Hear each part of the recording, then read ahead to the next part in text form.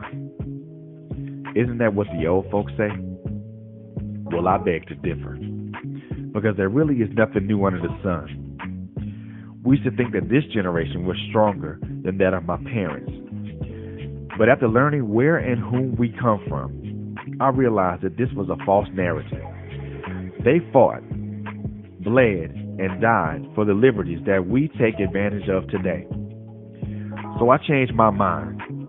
We are our grandparents. We are our parents.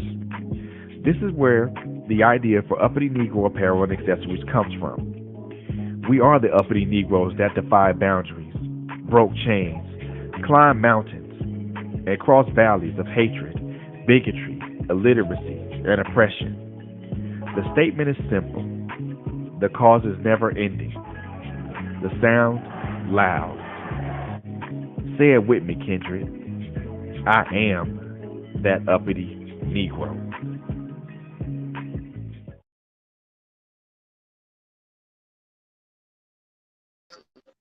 Hello, I hope y'all can hear me. I tried to do it on my computer again. My computer hates me. Don't talk about. I don't want to hear that it's an inanimate object. I don't want to hear any. She don't like me. So that's where we are. She does not like me. Okay. So hi everybody. Welcome to the takeover. I'm Bobby, of course. And it's Tuesday. It's 7 o'clock. And I have some things I want to say. And I would love, love, love for you to join in on this broadcast. I believe that it's on the Trailblazers Facebook page. But I also know that I'm live on YouTube and a few other pages. So and we're trying to get back on the Uppity Negro page, but for some reason it won't let me. It just won't let me be great. Um, I don't know. It's just not letting me be great. So the topic for today, I literally stole it. I literally stole it from a sermon that had been preached years ago, and it's called "Who the Hell Left the Gate Open?" And just a little backstory on it. So it's a preacher, and he's telling the story that some Baptist preachers have, like a little story they'll tell at right before they say, "I'm about to close," like 20 times. So he's telling the story of a dog behind a fence, and every time there's a little Chihuahua looking dog, and a big dog would walk by, German Shepherd or something, and it would walk by, and the dog would go ballistic. It would be barking and barking all the way down the fence. Then it would go back, and then again, it would do it. It would do it again. Um, it would just keep on. I'm trying to let one of my guests in. Sorry, y'all. There she is. Okay, so I'm just giving a backstory on this, where I stole this. I stole the title of my. I stole the title of my broadcast today. So it's a little dog, and for days and weeks, the dog would yap yap yap yap yap yap behind the fence. Um, and one day, the dog is yapping as normal, and it gets to the end of the fence and realizes that somebody left the gate open, and all that yapping, all that talking, all of that whatever it was doing, it when it realized that gate was open, I promise you that dog's life changed. And that's how some people are. Some people will yap yap yap yap and talk talk talk talk till they get to somewhere and they realize that the gate has been left open. Um, my take on that is kind of different. I'm going to be going back and forth between that and the story of Samson and Delilah. Um, Coco, if you could be my other hands, I forgot to put it right here. If you could just get me where that is, because Okay. people like to be you telling the truth. You ain't making stuff up. It's So Judges 16. huh? It's Judges 16. Yeah, Judges 16. So um, can you put that in the chat thingy? Yeah. Okay. So that's my technical term for it, and I'm not changing it. It's the chat thingy. Everybody calm everybody calm down. So a sidebar. I did that at work today. I know what it is. It is a glad hand, and there's a rubber piece that goes on there, and it connects the air hose to the truck. child, I couldn't say glad hand for nothing. I said the do thingy, and I'm looking, and the guys are looking at me like, we can't believe we let her drive the truck. Because I don't know, I can't remember the names of stuff, and that's what I do. So it is what it is. So we're gonna get started. I do not like when people get on and they go, come on in, come on. No, I'm not doing that. Watch from the beginning. That irritates my spirit. It just irritates my spirit. Come on in where? And where are we? No, I don't like that. And I'd rather you just watch it again from the beginning. Anyway, so we were talking with my thought on that after I called Cocoa and I talked to her about it, and this smile came on her face, like she was no, seriously, like she was expecting me to call her, or somebody, she was expecting somebody to call her and have this discussion, because this is what she had been this is where God had led her before I even called her. And I saw that smile and I was like, oh my God, we about to act up tonight. Oh, we gonna act up. I got me something to drink. I will be well lubricated. Oh, we gonna act up tonight. All right. So I can't, the dog yapping behind the fence was a really good story, and it was a good illustration of people and how confident they are. But I wanted to come from a different angle of who left the gate open, because what I want to do is for all of us to start taking responsibility and being what's the word, taking responsibility, and the word accountability. Oh, that's the word. And being accountable for the things that we do to ourselves. That has been a theme for me for this show for this month, and hopefully God change it next month and we can talk about sweet potato pies and what you can, but it's not. We're talking about you. We're not talking about David or Saul, you. Because most of the time, when people dog us with the information that they have, or they give it out, or they bring it back to you trying to pretend like they're telling you your truth, you did it. Because you didn't find the right person to confide in. You confided in somebody over, oh, I knew them for years. That's going to get you behind. That gets you in so much trouble. I was telling, I didn't mean to say it earlier, but I was telling Coco, you people tell their best friends about their husbands and how they are in bed and what they like to eat and how they like position, all this stuff. His job and how much money you tell all of this stuff, thinking this is my best friend. I'm gonna tell. And now you wondering why they in Cancun and you at Walmart. That's all I'm saying. Now you wondering how she know. You told her. I'm gonna get into this because I always say that man should not be alone. I mean that. It is biblically wrong to keep saying I'm a loner. You're wrong. Because if God said he gonna make somebody because he wanted to have company, what make you think you don't need no company? Listen, get on the bed, put your hands like this, go and meditate on that. Because if you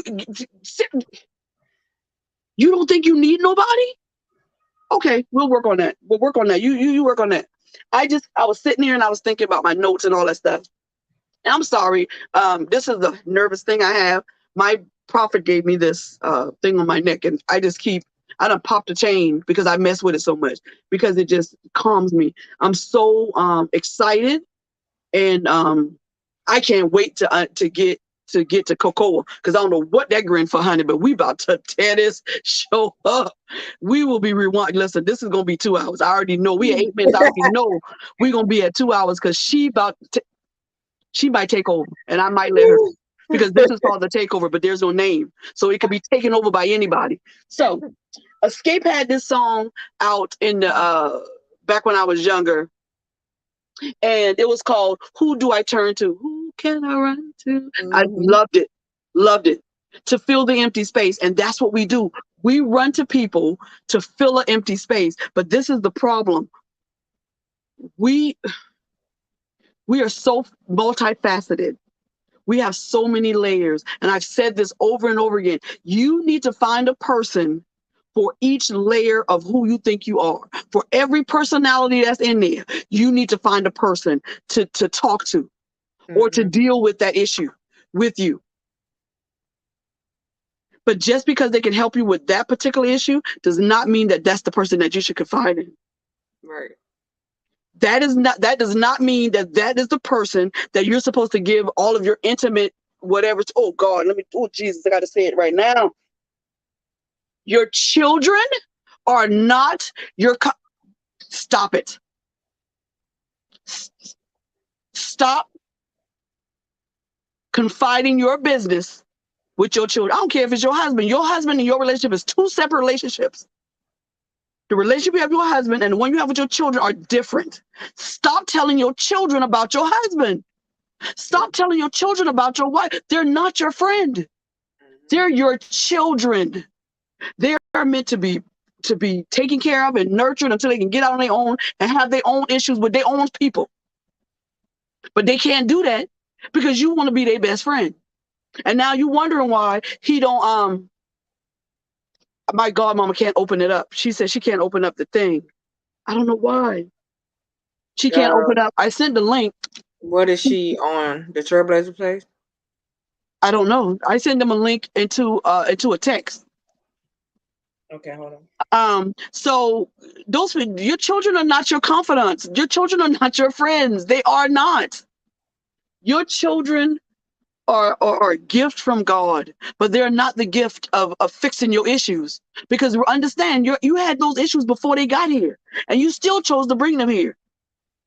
But they're not here to listen. I can't. I got to get off that because that just irritates me. So if I think people are having trouble, I don't know why, but I sent it as a but I had to do it through my phone. And maybe that was the issue. Okay, hold on. I'm just trying to see if you can send it back through my Facebook page. Yeah, because I sent it to my Facebook page too. So y'all give us a minute. Let us do some maintenance. Just give us a quick minute. I don't want people to miss out on, but I don't want to leave out of here either because I might get cut off. So let me try it on my Uppity Negro page.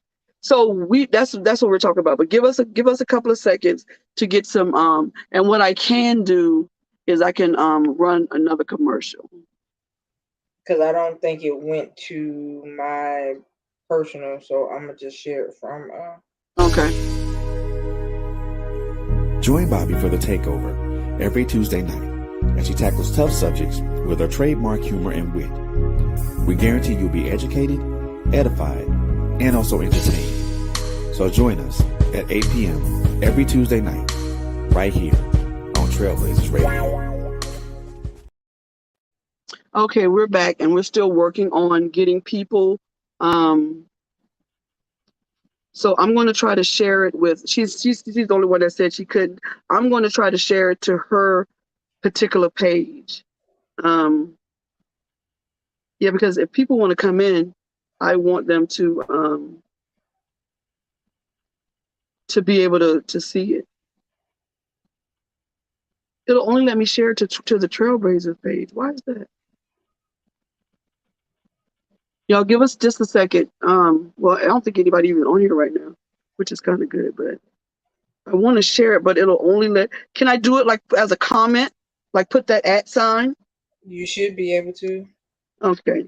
So sorry about this, y'all. The people on YouTube who might be watching. Okay, now I just pulled up your show.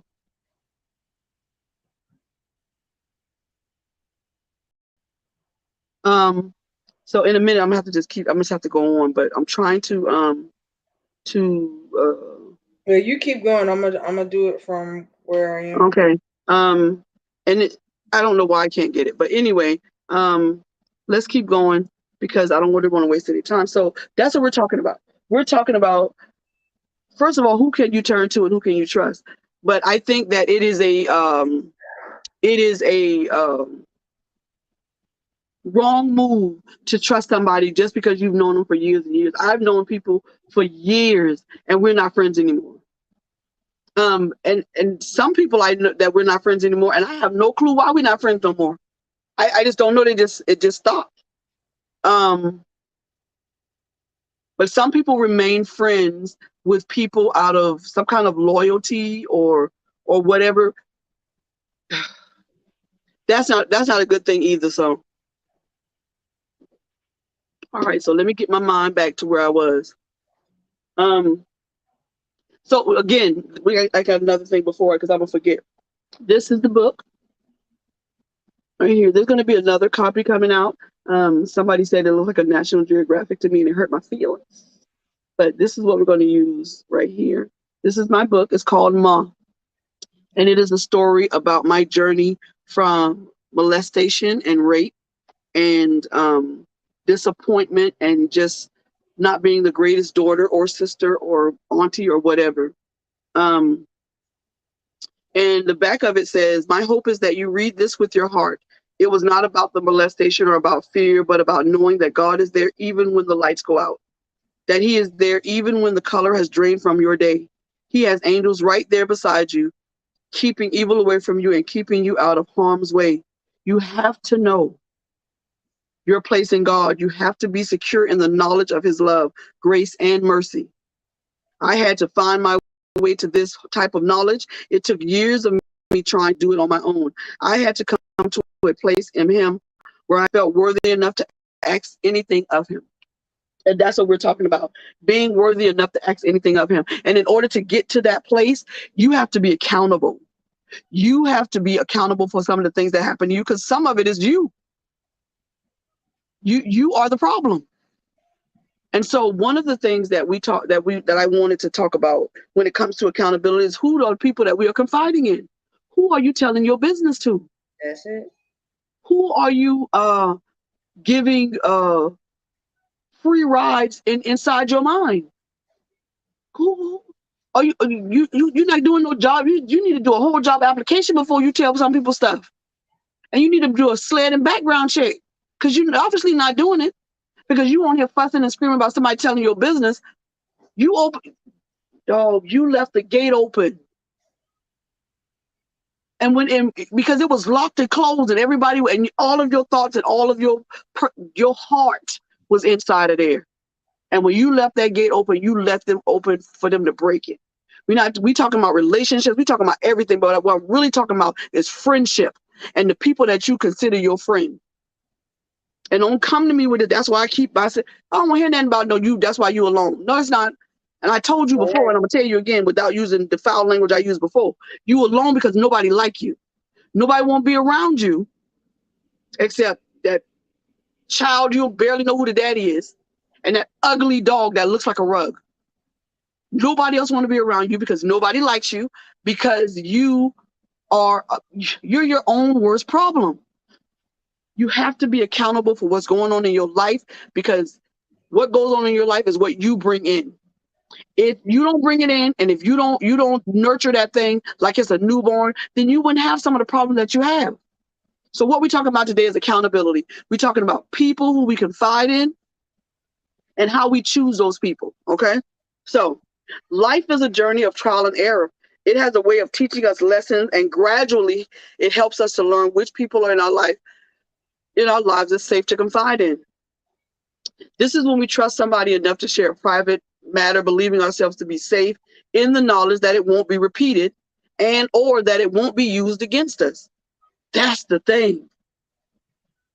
Because being repeated is okay, but using that against me in my weakest hour, that's the problem. Yep. That the issue, I don't care who you tell, but to flip that back on to that is why I was so upset when Monique did that to D.L. Hughley's daughter. That's why I was so upset. Because you can repeat it all you want to, but to throw it back at me in a fit of anger or rage or just to get back, that's to use it against me. That's what we come in with the issues at. That's the problem. When we do confide in someone and it comes back to bite, it can affect our trust, both in others, but listen to this, and ourselves. Because it can create, this is where I disagree with what I was studying, because she was saying that it creates shame. I don't think it creates shame. I think it creates a mistrust in others, and it creates a mistrust in yourself, because you made that decision to bring them in. And now you don't trust your own decision making anymore. And now that was my issue. I done trusted all these people and did all this, and I trusted them and I told them all this, and then they flipped it back on me. Now I'm upset with them. Yeah, I already see them. him I deal with because I know I don't trust him no more. I won't deal with that no more. But now I got to lay in this bed in the dark, and I got to deal with in my mind. Deal with because is your discernment broke? Is my discernment cut off? Because I did that. So now I don't trust my own judgment on people. And then I started to understand why people say I just be by myself. I get that. But in doing that, the trust that you have for yourself is compromised because now you're not trying to get over that barrier of not confiding in people. Now you're not trying to get into that. You're not trying to open your heart up. You're not trying to do it. Now you done closed everybody off and your mind has shut down. But you can't do that to yourself. You know why? Because you have to be, once you become accountable and you tell yourself or whoever, all right, look yourself in the mirror. All right, I did that. I did that. I made the wrong choice. I did the wrong thing. I told the wrong person, and now I got to live with it. Now, who else God gonna send? Because that's how your attitude should be.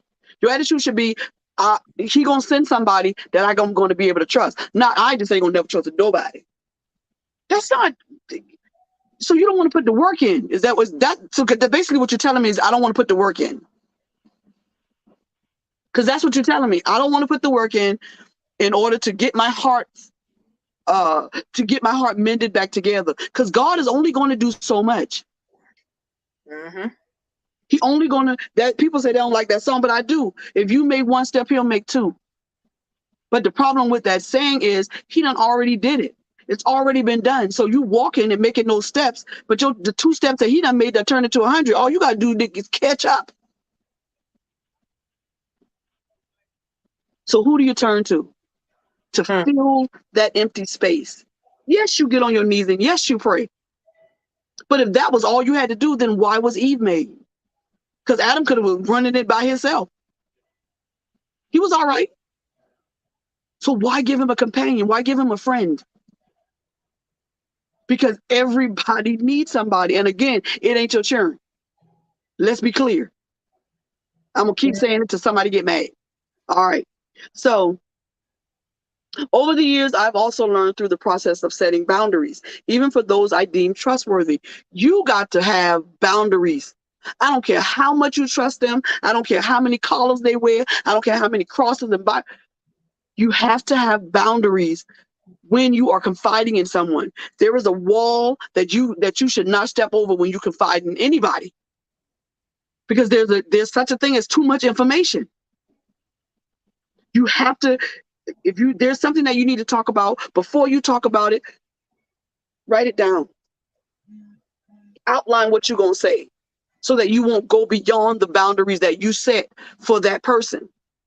Now, they're going to ask questions and try to keep up with your outline. Keep up with what's in your mind. Stay focused on that. And we're going to talk about some different kind of people who like to change the subject to talk about them instead of what you got going on. You start off saying, I'm getting to it. I'm getting to it, Coco. I'm going to slow down. And it said, I'm lucky. I have long-standing relationships and friendships with people that I love dearly, but I'm also guilty of oversharing. My apostle will tell me sometimes about all of that I didn't need, not all of it. Because that's what I do. I'm a person, I just do not. Keeping the secret of my molestation and rape was the last secret I was ever going to keep once I took authority over that memory. That memory I have is, I have the authority over that.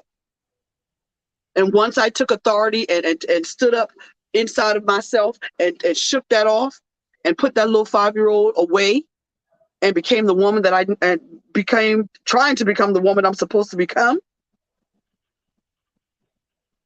then I decided that would be the last secret I would keep about myself or anybody else.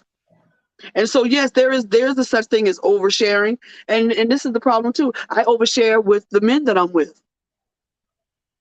And in sharing that so that they would know where I was coming from, I was really dooming the relationship.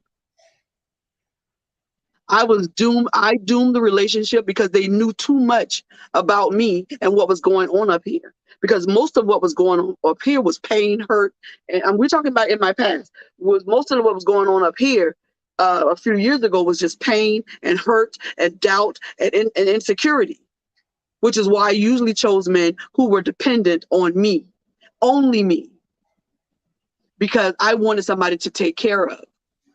You understand? That's what I have to take accountability for. I chose the wrong person to confide in, because in that last argument, they threw all of that back at me. And because I was never a person to do so, I took it.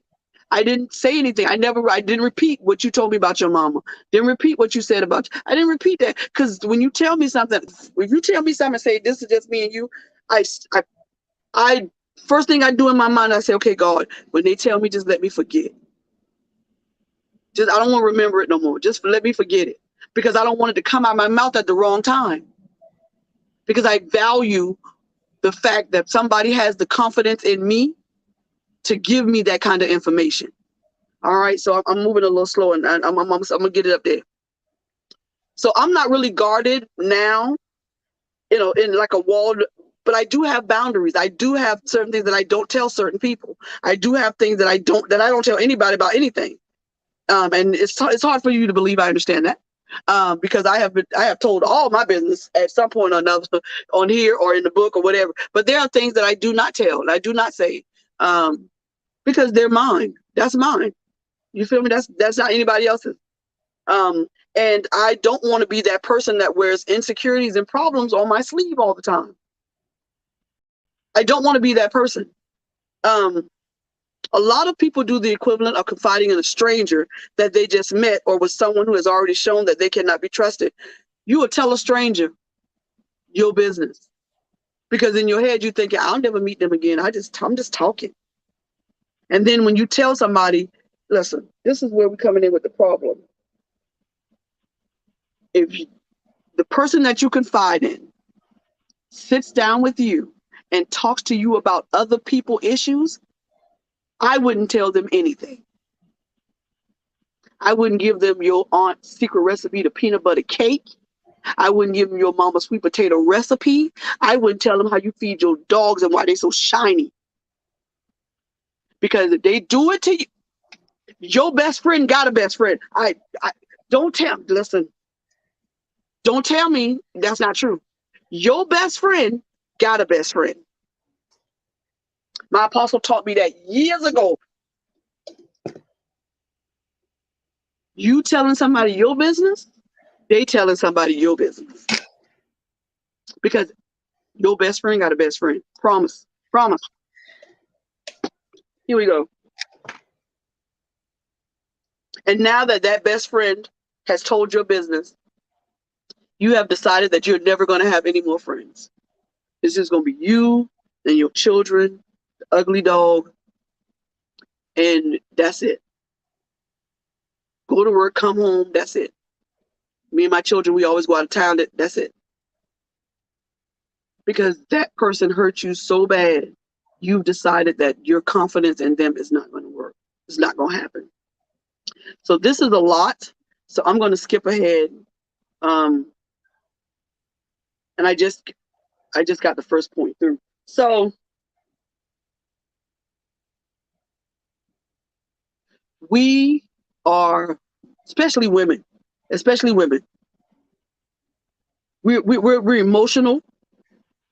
We're emotional, and in being emotional, we like to talk about them a lot. We like to talk about our emotions a lot. Men don't, not necessarily. You have to get them in a corner to do so. A lot of men, about their feelings, they'll talk to you about what's happening and all of this. But as far as what they're feeling about it, good luck, sis. Just good luck. But there's this new thing going around about these small circles, and I'm only going to look after me and mine. And again, I have said this before. We are not meant to be alone. It is biblically wrong. So no matter how much you love being alone, there's going to come a time when you're going to need to talk to somebody besides your children, because understand your issues were before your children. So they have no idea how to help you because they're too young to understand the issues. That's it. So if you have trusted confidant, you got one, that's great. But if you're still looking and keeping your problems to yourself, it's not a good thing to do that. Talking to someone about your problems is the right thing to do. But confiding in the wrong person can make your situation even worse than it was before, because they're going to dog walk you. Listen, let's go. We're going to talk about, it was Judges. What is it, sweetie? Judges 16. Judges 16. Let's talk about Samson and Delilah for a second. Because some of y'all got the Samson spirit, and some of y'all got the Delilah spirit. I was just studying and talking to a few of my scholarly people, and our understanding is that he never actually slept with Delilah. She was so good at comforting him and soothing his and stroking his ego that she didn't have to sleep with him to get the information. And some of us are just like that. We get with these people who have honed their skill in manipulating you to talk about all of your issues. Listen, let me tell you something. Be careful of people who let you, oh girl, she just listens. She don't say nothing when I be talking. You know why? Guess why? Because she's studying you. She gonna dog walk you at some point. Because when you're having a conversation about your issues, there should be some kind of back and forth. But if all she do is listen to keep on pouring the wine, you about to get dog walked, sis. Real talk. Listen. All right, so we have to be careful who we give our hearts to. Because when you spilling out that's your heart. That's your spirit. That's your peace of mind. Yep. Hey sis, how you doing? Caramel, girl, you're just caramel. That's all I'm lattes with a little dash of cinnamon in it. I love you. How you doing, baby? So we have to be careful of who we talking to, who we giving our information to. So you glad that all she do is listen. All he do is listen, honey. Really? But when y'all go to parties, that's the person everybody go around because that's where the tea coming from. And you don't think he's spilling your tea? What makes you think that you're so special that they won't spill your tea, but they'll spill everybody else's tea? Right. A person that talks about other people will, thank you for sharing, will talk about you in detail. How did they know? Because you left the gate open. So don't be asking who the hell left nothing open. You left it open. Right. I'm getting to it, Coco. I'm coming, baby. Yeah, I go ahead. I'm here. So if another person talks about other people in a negative way, then there's a good chance that that whatever you said to them is also become the topic of at another party that you wasn't attended, that you did not attend.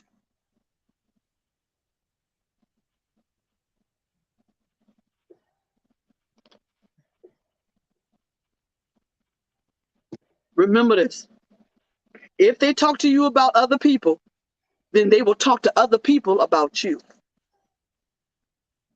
Because I don't know how special you think you are to an individual who can't stop doing this about other people's business.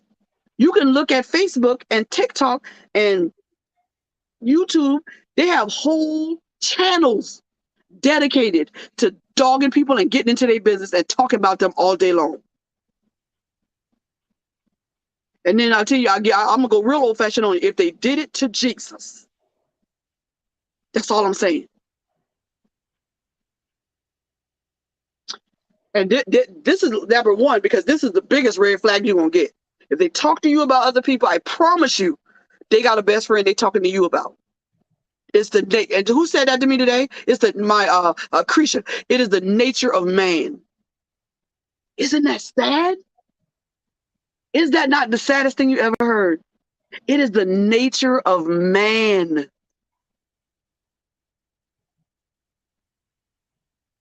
So, Samson sees Delilah, beautiful, flawless, beautiful chick. She gets him to come home, and then she lays him down with his head in her lap. Now, think about this. I'm not trying to be deep. She has taken control of the most important part of his body. What is it, Coco? What? The most important part of your body? Oh, his head. His mind. See, I'm not by myself. This is not something I made up. She has just gotten control. And then if you think about it biblically, you know what? You already know the story. So you know it was his hair, right? She has just taken control of the most important part of this man's body. And you know she sat it in the most comforting place known to man today.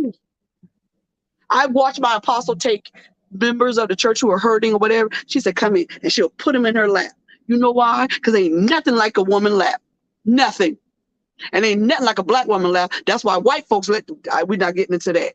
Let me put it this way. It ain't nothing like a man being able to find solace, or what he calls solitude, in a woman that does not nag him.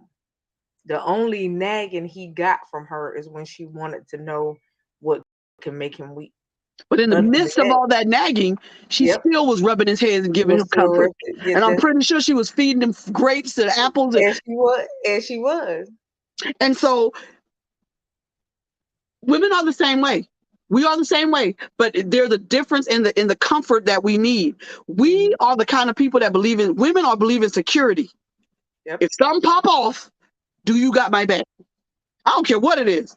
That's what we believe in. We believe in security, and we want peace, and we want to know that you're going to come in and you're going to step in if something pop off.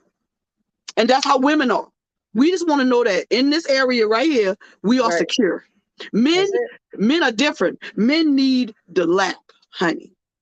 But some of these women let's go with men too now, because honey, everything is all mixed up. We'll talk about that another show when I decide I want everybody to be mad at me, but I'm working on that show. Understand this. So that lap of that lap of a woman, of a black woman, is a sacred place. I have seen grown men fall into the laps of their mothers and cry like a child. And she put the most important part of him on the most comforting part of her. You understand? And she just rubbed his head until he told her what she wanted to know. Yes, we want to know. Can you stay? You better listen. Boys to men. That's what we want to know. We want to know. Boys to men asked it, but that really is a woman's question. Can you stand the rain? Because these people talk about these tables, and I want to be IKEA. I don't care. But what you better know is, can he build a table, and does he have an umbrella big enough to bring you into the fold? Girl, don't make me change my subject, girl. But we getting to that. I'm going to get to that. So that's the first thing that we have to look out for. That's a red flag. If they talk to you about somebody else, then I guarantee they're talking to somebody else about you and everything you done told them. And you wonder why, as soon as you finish, your husband, as soon as he leave, and he don't want to be with you no more, how he get somebody so quick? Because everybody all over town already know what position he like in bed. They know he pay his bills. They know what he like to eat. They know how. Because you can't keep your A off of TikTok. It ain't even that. When you find, first of all, you got some females, and I'm going to say it because I've been there, done that, wrote the book, got the t-shirt about it. You got some females that will get close to another female so that she can get that info. You see this finger? Exactly. Okay. Exactly. Right. You got some females that will do that. I had a female that did that to me. Yeah, I'm getting there. I'm getting there, Choco.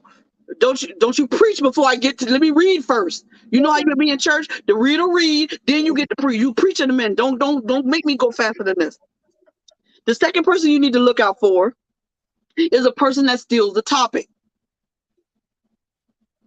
Exactly. You give them a whole blueprint of your life. They know every room inside your head, all of them.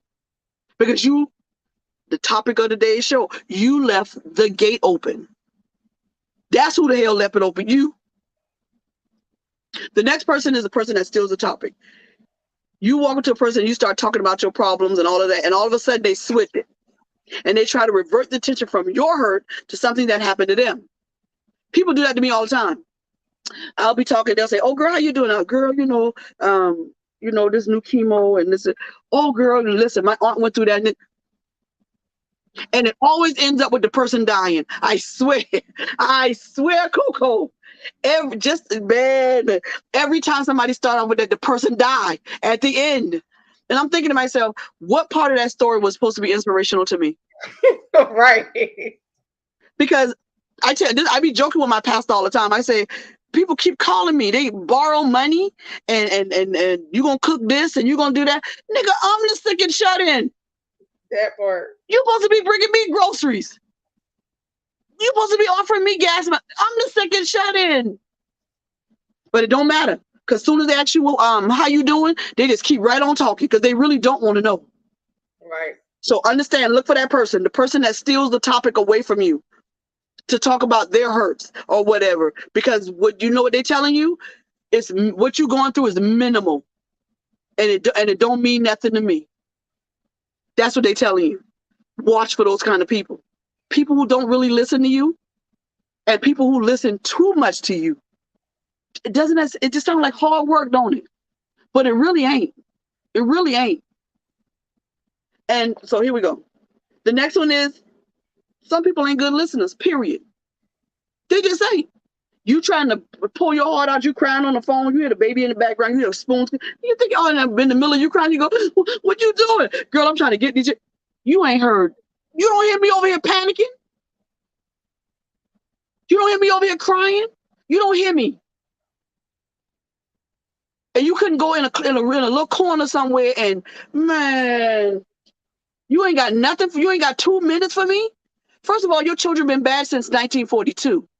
You ain't changing it. They've been bad running around screaming. Your house look like a tornado went through it every time I come over here. So the 2 seconds I need you to be my friend, that's what I need. Not for you to be distracted. And stop talking about you cooking because you can't cook. I quit. That was bitterness. I take it back. I had a flashback of a friend. I'm sorry. Okay, take that back. And the first is, watch out for these words right here. "Oh man, yes, that's terrible. It reminds me of this time something happened to me," just like that. Now you can't talk about your issue because they're busy on their issue, because their issue is more important to them than your issue is to them. Unless you're talking about something juicy. When you talk about juicy stuff, they'll interrupt at all. You have to say hello to make sure they're still on the phone, because they listen so intently to everything that you're saying. But you just talk about your feelings and they hurt. I won't hear that. So what they do, they start talking, "Oh girl, that happened to me. Let me tell you what happened to me." But I was in the middle of my. All right. And I do apologize for going. I did have a flashback, but she couldn't cook. So anyway. Then you have to worry about people who are not loyal. I'm gonna say this because I'm from the hood. Nigga, if they ain't loyal to their mama, why you think you're so special they gonna be loyal to you?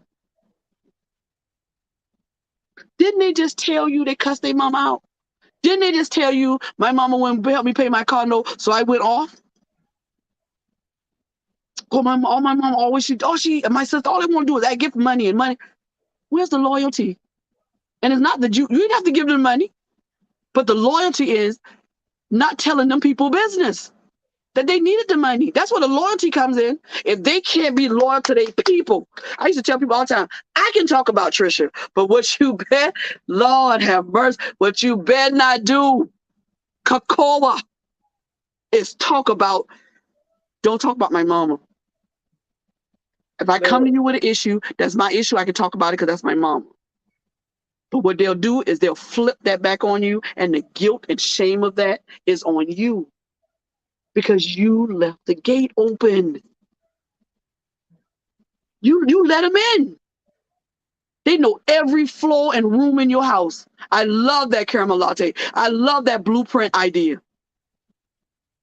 You gave them the directions to everywhere in the house. You didn't keep nothing? Ain't nothing got no cobwebs on it? You let them in every room. And before you let them in every room with your OCD, you cleaned every room before you let them in so they could see every speck of what you. I cannot. This is bothering me because this is who I was. And now shows like this impact me because I have to talk about things that I'm going through. I have to deal with the issues that I'm talking about in a different way because I have to do it in a way that I'm helping you. But like I said, I look into this thing and I'm looking at me and I'm talking to me because I have to be accountable. I can't get on this thing and be, honey, I'll say it again. I told my apostle that day, she said, you know, you're right. You can be anybody you want to on here. Superman, Batgirl, SpongeBob, Patrick, anybody you want to be. But I swear on everything that is Harry Potter and the Sorcerer's Stone and a pineapple cake, somebody know you in real life. Right. And I guarantee you, all they doing is waiting for the opportunity for you to keep on with the foolishness and somebody gonna pull your coattail, you hear me? And it won't be like the one with the issue of blood either, because you will have more issues than you thought you had. Because you done told somebody something. Many things happen to us that we don't wish the whole world to know. So we must have a friend who's loyal and able to keep secrets. This is especially true when it comes to relationship problems. We usually don't want the whole town knowing about our breakup or our divorce. And we know that we're confiding in the wrong person if they're telling everybody about our heartbreaks. They're just not loyal. Now, the person you broke up with, they may not be loyal either. They might be spreading your name across town. We don't know. But that's a chance you took when you married them. Right, but so that's not on you. That's really not on you. But that best friend that you told everything about your husband, that's on you, sis. You left the gate open. You let him right on in. Come on in. Set up camp. And that's how everybody know your business. Because your best friend got a best friend. Go ahead, Coco. I see this mouth. You go ahead, baby. I'm just saying, when you do it to yourself, there's a problem. It don't even take the other person really, because you did it to yourself. You know what I mean? At the end of the day, you was your own weapon formed. Because this right here is locked and loaded at all times. All the time. All the time. Even the Bible says you can't tame it. God said that. Listen, the God who made us said that this tongue cannot be tamed. And he said it was full of deceit. It is the nature of man. That is the saddest thing I've ever heard in this context. She literally put tears in my eyes because when she said it, I realized that I'm man. And it is in my nature to hurt people like that. Then that part of my nature, I will fight with everything in me because I won't do it. Not on purpose. But you got people out here, that's their job. That's their they wake up in the morning trying to figure out who they gonna hurt and dog today. That is they so insecure, they're so sad, they so blocked off that they can't think of nothing except hurting somebody else. The nature of man, Coco, caramel latte, the nature of man is to hurt others. Cain proved it with Abel. Delilah proved it with Samson. David did it to Bathsheba. I could go on and on. Bill Cosby did it to those women. Let's come on. You want to talk about it? R. Kelly did it to those children. Yep. It is the nature of man.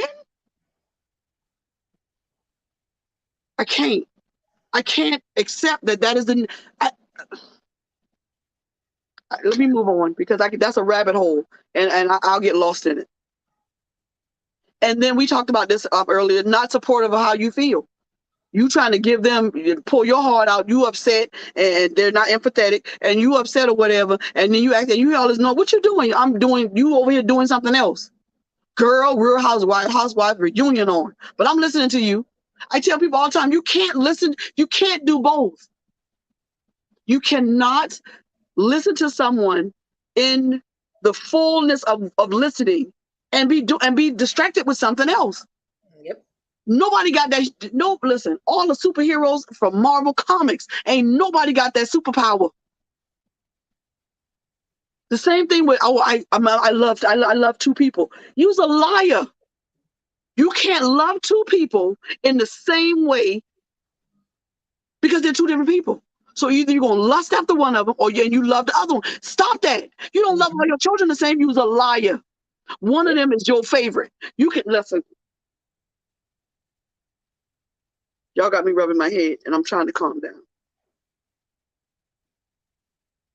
You have to be accountable for what comes out of your mouth. Yep. And when it comes out of your mouth, the accountability is that it has to be the truth. My sister was my mama's favorite. It hurt me when I was younger until I realized that is the way of life. I got cousins, I can look at how their mama treat them, or friends, and look, you got one of them that's your ride or die. And the other one, you don't understand worth a S. You just don't understand them. Why you can't be like such and such? Because I ain't such and such. The other thing about people who are not loyal is their body language. Watch how when you talking to them face to face, watch how they looking at you. I talked to this guy one day so intently. He kept asking me, why are you looking in my eyes like that? Because nigga, I want you to believe and hear what I'm telling you. Right. I don't want to have to repeat this. When I talk to people, I try my best to look them in the eye. They all over the place. They everywhere. Or they right above my head. And when I had some sisters and they was beautiful before they took them, that's what they would look at. They couldn't tell me what color my eyes are. And I change my eye color every week. Because people will not, when they say your eyes tell a lot. If you really look, right, if you really look at people and people say, you okay? And then I always say, well, look at me. They look at me and I can tell you ain't okay. Right. When they say the eyes are the windows to the soul, and listen, if your eyes are the window to the soul, then why the hell are you looking at all this foolishness? Because it's going into that's another rabbit hole. See, I was about to go there anyway. Yeah, well, you go, because I don't want to go. I don't want to go. I'm not following no rabbit right now. You gotta guard your gates at all times. Period. You gotta guard your gates at all times. Your gates is your eyes, your ears, and your mouth. How many gates were around the Ark of the Covenant? 7? Yep. Or 12? I think it was 7. 7. And they were those gates, you could go in and out those gates as you will to go speak with God. But there was a difference. Those gates didn't need no God. Yours do. Yeah. Your gates into your kingdom, into where you pray, into where you confide, into where you cry, into where you talk to God, you better guard it with your life. Because somebody will walk through that gate and rip your whole life apart. Now you ready to commit suicide. Hey Tara, how are you, hon? Hey Bobby, hey girl. I'm glad to see you. That's okay, baby. Well, you're here now. We right in the middle of it. You done let somebody into your gate. They have roamed through the yard, through the house, through the guest house, through everywhere, and they have roamed and they have taken notes. And then they get out into the street, and their best friend, which is not your best friend, is being told all of your business because you left the gate open. And you have to take accountability for that. You have to take accountability for the fact that some people know stuff about you because you told them. And you didn't tell them directly, you just told the wrong person. Because, they've been my friend for years. Or they're a family friend. Or that's my aunt. That's my aunt. But if your aunt is the one at the picnic talking about everybody's business, why the heck would you tell her anything? So let's get away from people. Let's talk about you have to be accountable for the mess that you made by confiding in the wrong person. Period. And so now it is your job it is your job to figure out how to find the right person to be accountable to confide in, to talk to. Because what's gonna happen is you're gonna talk to the wrong person. They're gonna tell all your business, and now you're mad at the whole world. But no, boo-boo. That dog, that sermon said the whole thing. Who the hell left the gate open? You.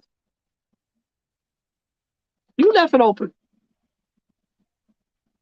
You let them in. You talked to them. You told them all your stuff because you could trust in them. But how did you pick that person? Did you not do a sled check? No. Did you not do a background check? Most of the time, people pick people due to the similarities they see. Because what you going through might look like what Mbufu going through, but honey, and Mbufu. And then you know what a lot of people do? A lot of people will make it appear that they're going through the same thing you're going through, so they can tell. So they'll piggyback and ride off of your testimony, or piggyback and ride off. Church people do that. I ain't talking about Christians. I'm talking about church folks who say right. The worst lie ever. God told me, and you ain't heard God's voice since the last Lakers playoff. Not one time. What you did was you heard a little tidbit here, a little tidbit there, then you put it all together. Then you came to me so you could get the real story. So you could run back and tell Sister Grapefruit on the other side. Stop picking people who you think are going through what you're going through. I'm going through with this cancer thing and all that. I don't talk to other cancer people, not really. Not unless I meet them at the center or whatever. Hey, Austin. Yeah, hey, Simone. Anyway, unless I have to. They wanted me to join these groups and all this other stuff. What's the point? Right. I don't want to confide what I'm going through, they're going through with chemo and the body and all that. But up here, we different. And confiding in you might be dangerous for my mental health. Right. Because everybody ain't on the same page. Exactly.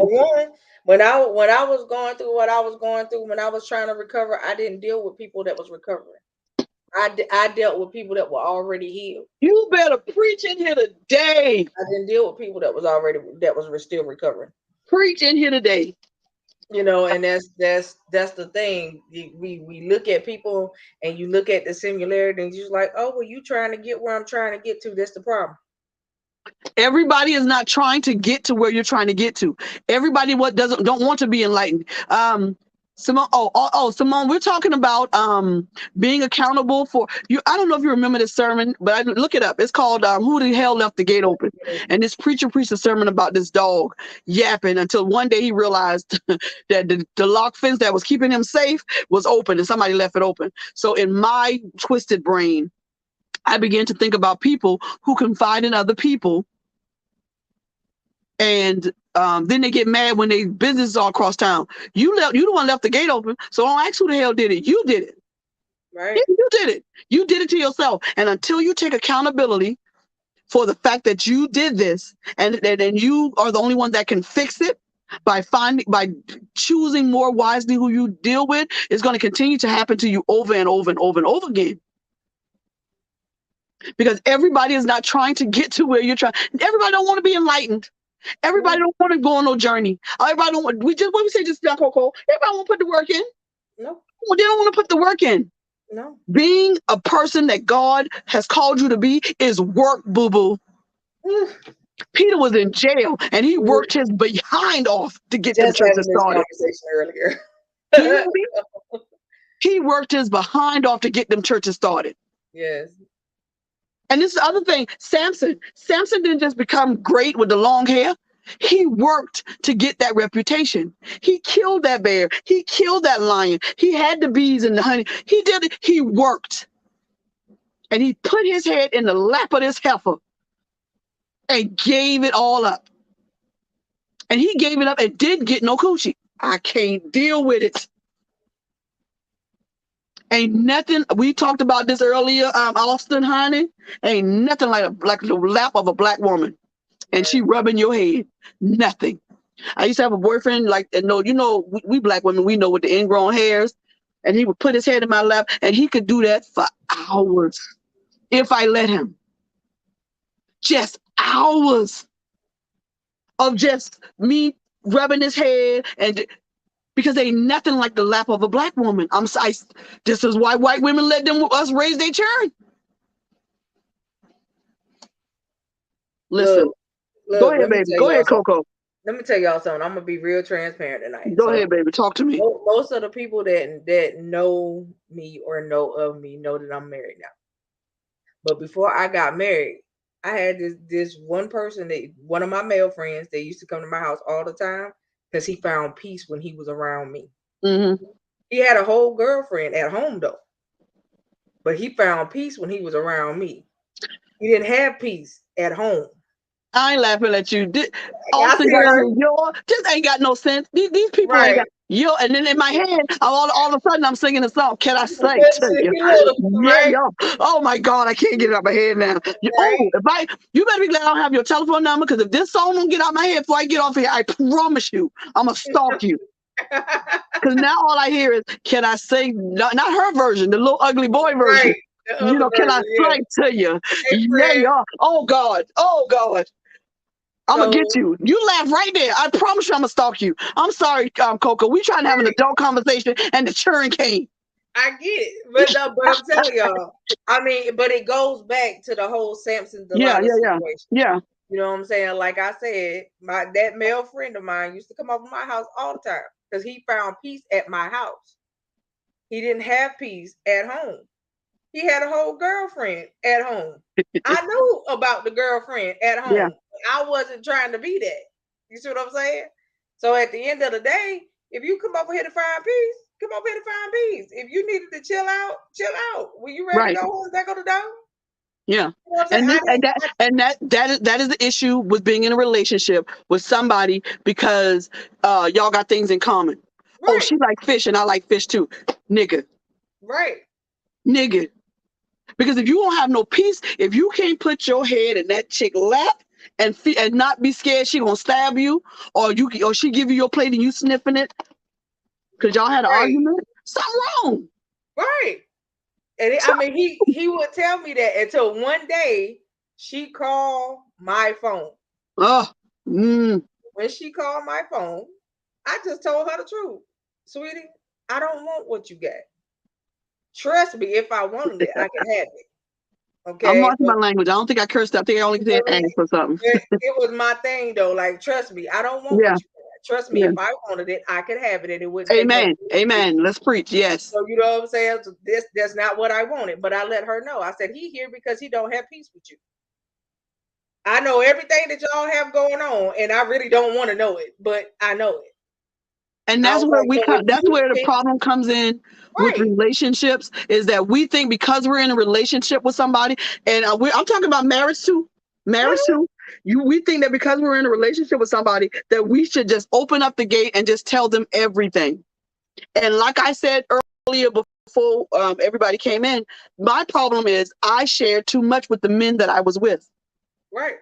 And so when it was time to end that, or they were ready to move on, in order to because you got to really hurt me for me to walk away. And so they would flip that back on. They would remind me, well, that's why your mama didn't love you, and that's why you ain't got no children, and that's why your sister talk too much.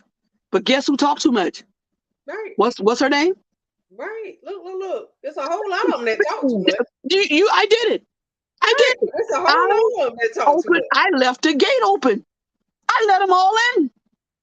They knew everything about me because I thought not that we were going to be together forever or get married. None of that. It's just that when intimacy brings what do they call it? Pillow talk. Right. And you just talking because y'all together and it's quiet in the house and you just talking. Right. And the thing about Samson was he knew this heifer was up to no good. Right. He knew, and he took it as a game. He took it as a game till he got his head shaved off. His hair was missing. Then it wasn't a game no more. Now it's serious. Now you ain't got no hair and you blind. Right. That it is so funny that you come with that, because that's what I talked about last night. Exactly. Last night, the topic of the show was you can't eat at everybody's table. Girl. That was the topic of the show. And so we know that's why we were trailblazers, because we so in tune with each other on this station. Listen, when I tell you that Frederick Beatty put together a team of people who are in tune with each other, is us. And none of us live in the same state. None of us. But when we share so much information because we want to be accepted, when the best way to be accepted is to leave some of it in the room. Close off some of your rooms. You ain't gotta lock the gate, but close it and only invite those in who you invited in. Don't let the person you confided in invite folks into your business. Because you gotta be, if you don't hold yourself accountable for some of the things that are going on, specifically in your life, specifically about your business that you thought was personal, things are never going to change. Let me read what Tara says. Tara says, my mama would always say, you don't tell a man everything. The right hand should not know what the left hand is doing. Now, I agree with that, but only to a certain extent. I agree with that when you were in a relationship, but I do not agree with that when you were married. Because this is the thing about being married. Your left hand is where he put your ring. Right. So what your right hand is the hand that is dominant if you're right-handed. But let's talk about the left hand. This is where he put the ring at. So how he gonna not know what this hand doing? Right. You see what I'm saying? We have these sayings and all these things, and I'm not trying to be deep. I swear I'm not trying to be deep. But he puts your ring on your left hand. So your right hand, which is the hand you holding of his or whatever, because you're doing everything else with your right hand. You bringing in the crops, you making sure the children are right, you're doing all of this. Your left hand belongs to him. Right. Because that's your dowry. He done paid for that. And you mean to tell me you're not going to let what this one doing? Now, I do agree with the part that you don't tell a nigga everything. No. You cannot tell him everything, because what it does is that it gives them too much information and too much room to run amok. I used to babysit children. I used to say this thing. And people say, why is it so messy? No, it's not messy in here. This is ordered chaos. I know the order of the chaos that I have created. I know it sounds like there's that word I can't say. I hate when I miss words. Oh, I hate when I miss words. But there's a thing that I know it sounds crazy. That's not the word I'm looking for, but that's all I can find. But this is the ordered kind of chaos. Right. People know they'll go through that. I can't find because it ain't yours to find. I should be able to, if it's mine, I should be able to just walk over and pick it up. Right. Because the chaos on this little table over here, I made that chaos, and it's ordered in the way that I can handle it. Right. But look, you gotta think about it like this too. Okay, so we talking about not giving the men too much information. Exactly, right? Tara. So think about this. Think about if you meet a guy online. Okay, this guy asking you what you like in a man or what you like for your man. Oh my God, I hate them questions. Go ahead, Coco. When you answer this question, you are now giving this man ammo to try to become what you just told him you like. And don't have the capability or the... And he can't do it. He only going to do it for a certain period of time. And after that certain period of time, who he really is begins to show. Why? Because somebody know you in real life. Okay. All right. So now you have given this person the ammo to walk into your life, play whatever field he gonna play for a little while, so that when he's done and he got what he wanted, he could go right back out the door and do it to the next one. Who left the gate open? Okay. Right. So again, it goes back to what we was talking about earlier. I'm sorry. I just added Krisha. I don't know if she wants to talk or not. Her mic is muted. I think she just wanted to see the show. But if Krisha, I put you in. But if you don't want to talk, you don't have to. But we're just talking about Samson and Delilah. And wait a minute, let me read what Frederick said. Fred says, when we talk about opening our gates, we open ourselves to influence, the strong possibility of the weaponization of emotions and to be heard. That's exactly what Coco just said. Right. You formed your own weapon. You formed that weapon. You gave them the ammunition to shoot at you. Yep. Everything that you gave them that you thought you were talking about in confidence. And now y'all ain't friends no more. After 20 years and all the 20-year information she had, she just put it on Facebook. That's it. She just dedicated a whole page to you. First and foremost, let's be honest, folks. Social media is not your friend. It is just that media. It's a platform. It's media. And you use it in the way that you want to use it. But I'll say this again, and I'll say it until my tongue fall out. Somebody know you in real life, sis. Bruh. Somebody knows you in real life. Right. So this little thing you got going on with the red bottoms and all that. Yes. Somebody know you painted that on the bottom of them shoes. Right. That's somebody know that them lobster tails was bought with food stamp, and your children is eating noodles. Do not play with me on this thing. Right, but that's right, Simone. But I say that all the time. You got those Christian folk that love to throw that particular scripture out there. Thank you, Frederick. Exactly. No weapon formed against you shall prosper. But the problem is you have already been your own weapon formed against yourself. And then you put it in their hands and teach them how to use it. That's exactly what you do. That's exactly what we was talking about with caramel latte. Yeah. You give them the blueprint on how to build the weapon. Then you teach them how to use it. Yep.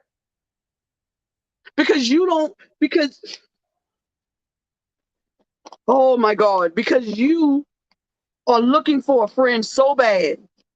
And the thing is, let's since we're being honest and we're being truthful, let's do this. Some of us find the best friends and the best people in life. Yeah. And then we sabotage it. Yep. We sabotage it with half truths. Yep. And whole lies. And then we sit back and watch it be destroyed. Yep.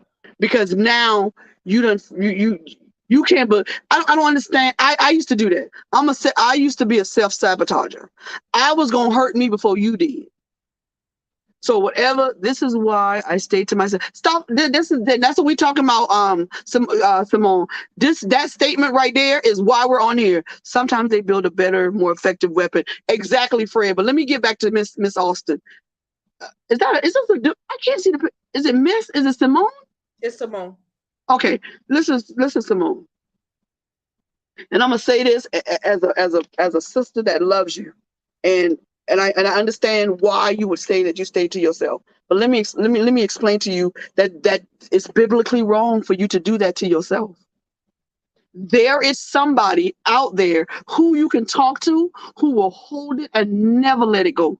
I done told Krisha some stuff, honey, that'll destroy me. And some of the relationships that I have with other people. But I know, hey, boo, I know that I can tell her that, and I know it won't go nowhere.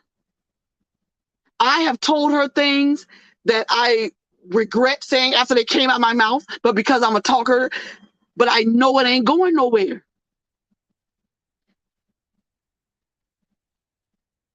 Listen, I love you, sweetie, but you're going to have to open up your heart, and you're going to have to find, yeah, you're going to be hurt. We're not discounting the fact that we're going to be hurt. Right. But we have to understand what Krisha said earlier. It is the nature of man to hurt other people. But let me say, I swear on them black fleet lies over there on that floor. That is also the nature of man to love, to cherish, and to be friendly. Yep. The negative side of the nature of man is Cain and Abel. The positive side of the nature of man is Moses and Joshua. Right. You understand what I'm saying to you? Because I have to do it biblically, because I don't want you to think I'm just giving you my opinion. Hey, Felicia. What I'm saying is, I spend a lot of time alone, not by choice. I spend a lot of time alone because of this. Because a lot of people can't handle this. And because they can't handle it, I spend a lot of time alone. And I also spend a lot of time alone because I don't want cancer to be the only thing I talk about. And a lot of people, that's all they want to talk about with me. And the other reason I spend a lot of time alone is because when I'm ready to go, I'm ready to go. When I'm in Goodwill, I don't need. When I go to Goodwill, I don't take nobody with me unless I take my apostle, because she know how when you go in Goodwill, you touch everything. You touch everything, and you fight with that old lady over that glass because you wanted it. That's how that when I'm ready to go, I'm ready to go, and that's why I spend a lot of time alone. Because when I'm ready to go out of a store or go eat, I want to go. I don't want to think about it. I don't want to sit in the car for 6 hours. That's it. But the alone that you're talking about, and I see that you say you get it. I'm glad you get it. I want you to get it. I want you to try this week to and look for these telltale signs that we gave you. Look for people who all they do is listen when you talk. What did he say? Fred say we all need folks like that in our lives. Exactly. Folks that are down with us, with and for us. A lonely existence is exactly that. A lonely existence. And all you're doing, Fred, is existing. You're not living. That's it. When I want to lay in this bed, let me tell you, let's be transparent. I was so suicidal 2 weeks ago. I had to call Creisha. And one thing about Creisha is she'll stop what she's doing and she'll have the conversation. She's very calm. She's too calm. She irritates me with the calmness. I don't know where she got that from, and I don't want it. Because I'm talking about you. She's so calm. When you up here, Creisha is right here. And she's not going to follow you down the rabbit. I love you too, baby. She's not going to follow you down the rabbit hole of your feelings. She's not finna discuss it. Okay, all right. Then she's going to talk about, okay. She's not going off the subject. She's not changing it. But what she's doing is she's bringing you off the ledge. And by the time I'm finished talking to Creisha, all I want to do is cook or clean up. Because now all that agitation and energy has been refocused. But I quit my job to go work with this guy. And my first 2 weeks, you know what he gave me? He gave me $160. That's it. And I was so devastated because I thought, I heard God. I heard what he said. But I did what I just told folks not to do. I went on. I knew him from before. Right. And he sounded like he was going to be on the up and up. And he knew, and he talked to me with respect. Yes, ma'am. No, ma'am. But I've seen people get robbed and say, ma'am, give me your pocketbook, and they shoot them. You gotta let's go back. I am accountable to whatever is out on the street about me because I left the gate open. Right. Talking to boyfriends or whatever, they spread whatever they were going to spread. And so this show is really about just being accountable. I asked that question when I coach, do you want to live or merely exist? Choose love. Say so, Felicia. I don't know if you can come on here. Can you come on here? All you got to do is send her the link. Can I send you the link? Let me get her permission. Felicia, can I send you the link? I don't ask her for her permission. I just send her the link. Coco has spoken. And I don't fight Cocoa because she started getting into that prophetic mode. I'm leaving the room. I promise you I'm leaving. How do I send it to her? I'm sending it to her now. Okay, see if she can come in for a minute. Because I didn't know you were a coach. I did not know that. And I'm on here talking. I'm not a coach. So when she come on and you hear me say, hey, Coach P, that's who I'm talking to. Oh, okay. But I now I feel not intimidated. I feel like the teacher just called me to the principal office. But look, okay, this is what she talking about, y'all. Okay, so she talked to y'all about Samson and Delilah, right? Last night I use Samson and Delilah first. So this is not Don't play with me. Don't play with me, Coco. It's not funny, but it's funny. So last night, that was my first point. Is talking about Samson and Delilah. Mm-hmm. Then I talked about the death in the pot. Mm-hmm. And then I talked about Joseph. Mm-hmm. And then my last point was Jacob and Esau. Krisha, So, if Krisha would come on, she'll tell you that before I even spoke to you, I called her first. Krisha, remember I called you, and those are the same names we used when I was trying to find examples. I said I couldn't. That's what I'm talking about. This Trailblazers team is something else. So that just confirms that what we're talking about is on point. I talked to Krisha, and I promise you, I went down that same list of names that you just had from last night, and I didn't see your show last night. So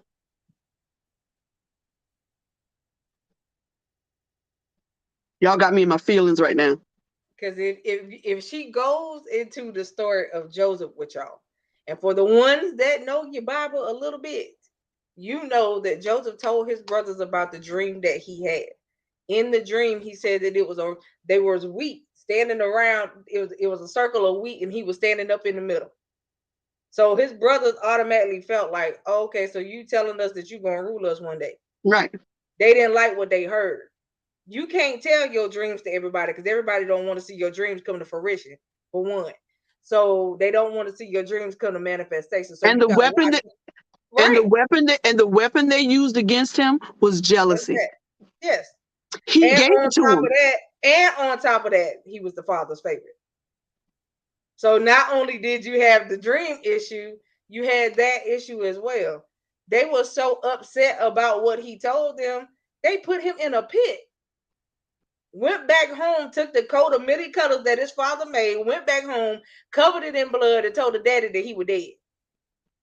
So many years go by, the father thinking that the son is dead, but honey, Joseph went from the pit to the palace, and the dream still came to fruition. And that is the point. Accountability is what's going to get you out of the pit. Accountability is going to get you in front of people who you never thought you was going to get in front of. Accountability for listen, when you get up there and you got to go to court and God is on the throne and Jesus is trying to be your lawyer because he's the intercessor, he's not going to ask you what they did to you. Nope. He's going to ask you, well, how did you react to that, ma'am? What was your response? What did you say to that? And good God, I'm not looking forward to mine at all, because most of the things I said to people is words that only Peter used, and so I'm gonna need another lawyer. Well, see, I see my husband had to get on me today. I was driving today, and when I tell you this woman pissed me off, Tara. When I tell you that this woman pissed me off so royally that I went off. You got road rage too? I went all the way off. I got it so bad. He was like a few inches from hitting me like that, and I went off. He just looked at me with the humblest voice and said, "Babe, just slow down. Let her do what she exactly." Now, Fred, you are exactly right. But this is also the issue with that, is what I was trying to talk about a minute ago, is that some of us are so self-involved and want to take care of everything ourselves that we sabotage ourselves. That that is the point. We are the sabotagers. Right. You feel me? We are the ones that are doing it to ourselves. And that's why we're talking about accountability. Because whatever's going on in your life, listen, what's going on in your life is your life. So if it's your life, then whose problem is it when something goes wrong? Right. It's not always. Let me tell you something. I promise you the devil don't think about you as much as you think he do. No. You're really not that popular. You seriously not. You're giving too much leeway. Yeah, you calling his name about stuff. Oh God, the devil flat my tire. No, boo-boo. You knew that air was going out that tire since last week. Don't play. Right, but see, this is the thing. When people do that and they say, "Oh, it's the devil," first of all, you giving the devil too much dominion that he don't have. And he's sitting in the passenger seat laughing his butt off. Right. And he like, okay, I ain't even had nothing to do with that. Yeah. He just sitting back looking like, okay, well. Listen, because he back there talking about somebody get God on the phone, because that wasn't me. Right. Because he can't do nothing without God's permission. So now you don't tell on this thing here. And then he had nothing to do with it. And I promise you, he went to God and said, that wasn't me. Why? Because you won't take accountability for the things that go wrong in your life. Okay, he divorced you. And he was cheating and whatever. So what did you do? What were you doing before all that? Because I'm not saying it's your fault. We're not talking about blaming. We're not talking about victim blaming. We're not talking about fault. What we're talking about is accountability. It's the two sides. Because you stopped cooking since 80. You stopped cooking since 1982. Right. You wear a bonnet to bed, socks, and a t-shirt that smell like bacon. But there's always two sides to every exactly. Well, there's two sides, and then in the middle there's the truth. Right. You have to be. That's what we're talking about. We're talking about being accountable for leaving the gate open. And sometimes we, in our vulnerability as being humans, we confide in people that we know ain't worth a good bowl of cereal. Right. And I'm saying crazy stuff because y'all know I'm working on the them bad words. So y'all have to put up with the craziness that whatever come out is coming out. It ain't cursing. So you know these people like that because they sit down and talk to you about other people. Why would you think you're so special they wouldn't do it to you? Where did you get that from? And if y'all sit for 3 hours drinking wine and eating cheese and crackers, talking about somebody at the whatever, on the job or whatever, and then y'all flip it around and you say, well, girl, let me just tell you what I've been going through. You don't think this heifer taking notes? And let's be clear. When I say heifer, I'm talking about niggas too, because there's some men out here that got tongues that wag like a dog tail when you show it a bone. Right. I have seen dudes do that. You talk more than the chick do. So let's not talking about only women. No, it's niggas out here that will gossip you into the ground. And your actions is chickified, as I call it. I can't. And you need to check your head. And I'll say it better than her because she's sweet. Check your heterosexual card. Because women stand over the fence and at the clothesline and gossip with the neighbors. That's what women do. You're supposed to be at work killing a deer or gutting a pig or something. So that's another rabbit hole. We're gonna leave that alone because that show is coming. That this thing with this liquid, I'm liquid sexual or fluids. Oh, we're gonna have a show. People gonna hate you. Oh, y'all gonna be bad with me. That's a thing. That is a real term. There's a real term called fluid sexual. That means you float through all of what. Oh, girl, we're gonna have this show, honey. It ain't stop it. No, that's enough. Felicia, I quit. Felicia, you know, man, y'all stop picking at me. You know what I mean. Y'all know what I mean. But it's hard not to curse because I enjoy it so much. But I'm trying.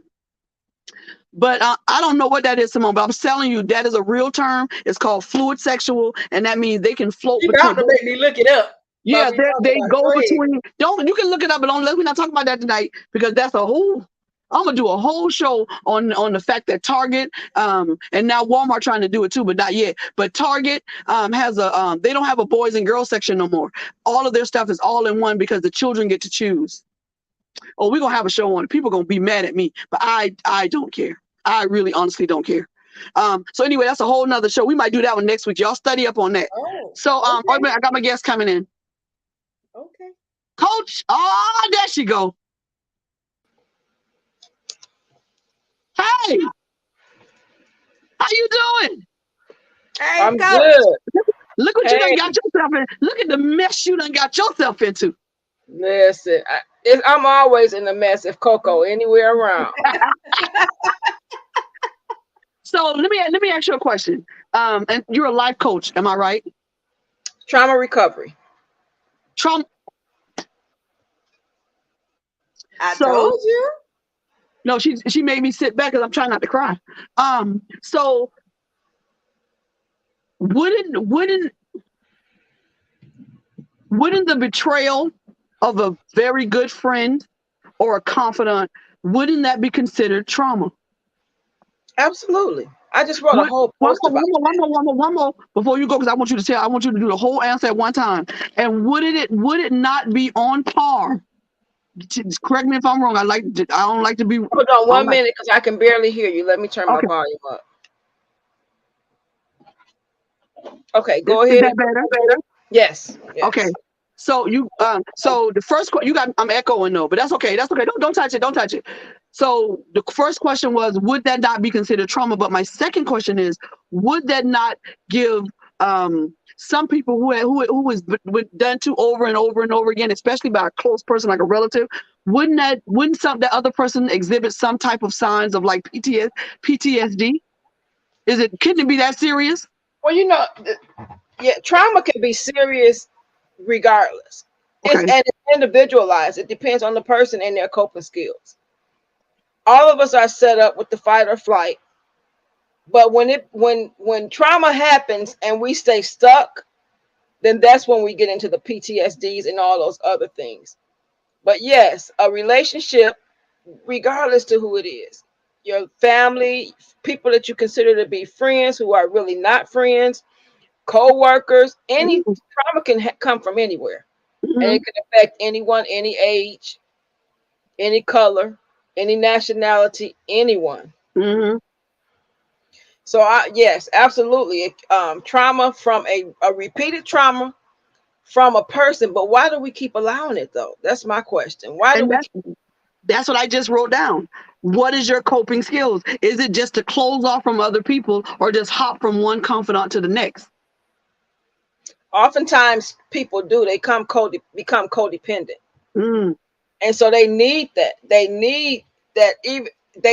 Some people have the victim mentality where if that's their identity. Being a victim becomes their identity. Wow. It becomes their identity. And if they're not being victimized or putting themselves in those positions, and a lot of times they do it unknowingly because they don't realize that that's a problem. Right. And you have to think about people different, the backgrounds we come up in and what we're exposed to growing up as well. Because so oftentimes some of the things that we grow up and what we've been exposed to, that seems normal to us. Yeah. When we see the other stuff, the normal relationships, then they look abnormal to us. You know what I'm saying? So it really depends on the person, their background, their exposure, and their ability to cope. So how do we, because of our culture and it's emerging at a greater rate now, and I'm very, very, very glad for that.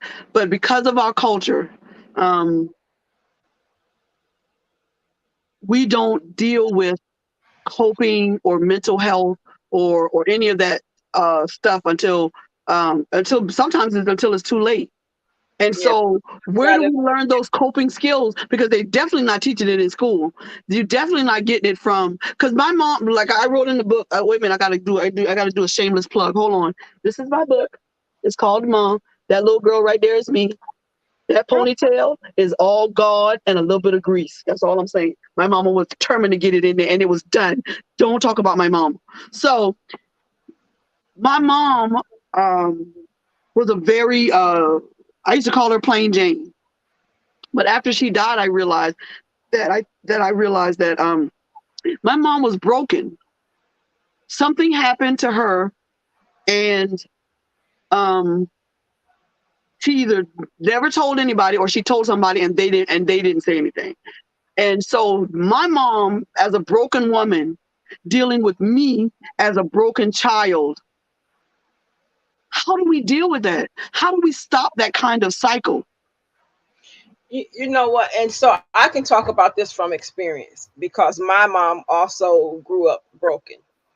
And when you're broken, you give out of your brokenness. All you have to give is what you know, and you're broken, so you give broken, right? Man, you better preach.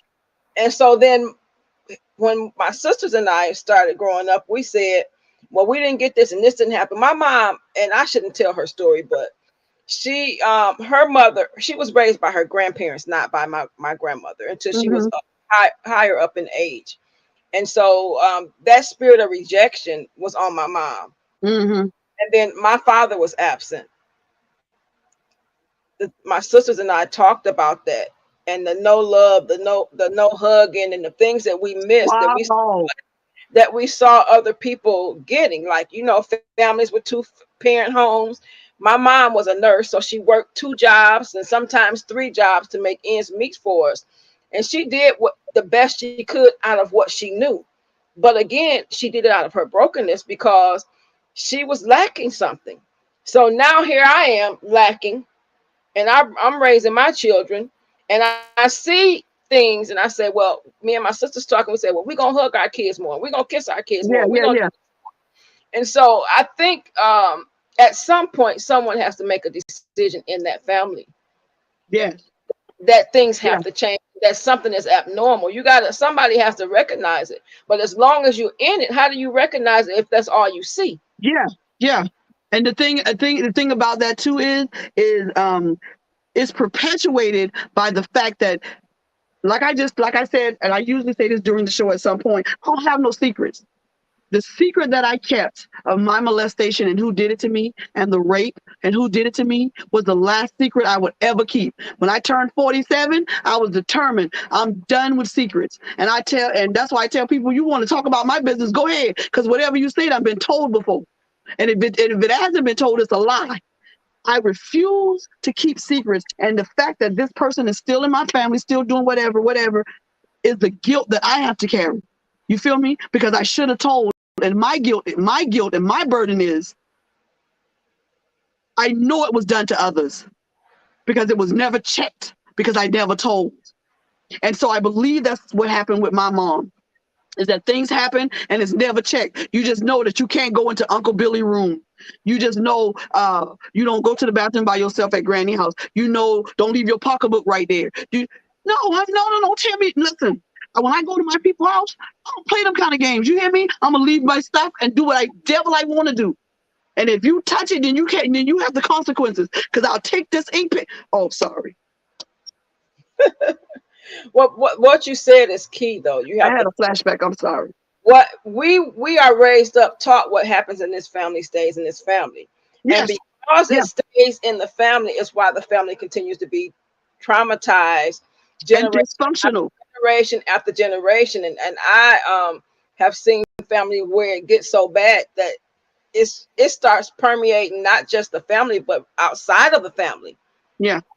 And so now you can't bring your friends around. Thank you. Now you can't bring your friend can't bring our babies around.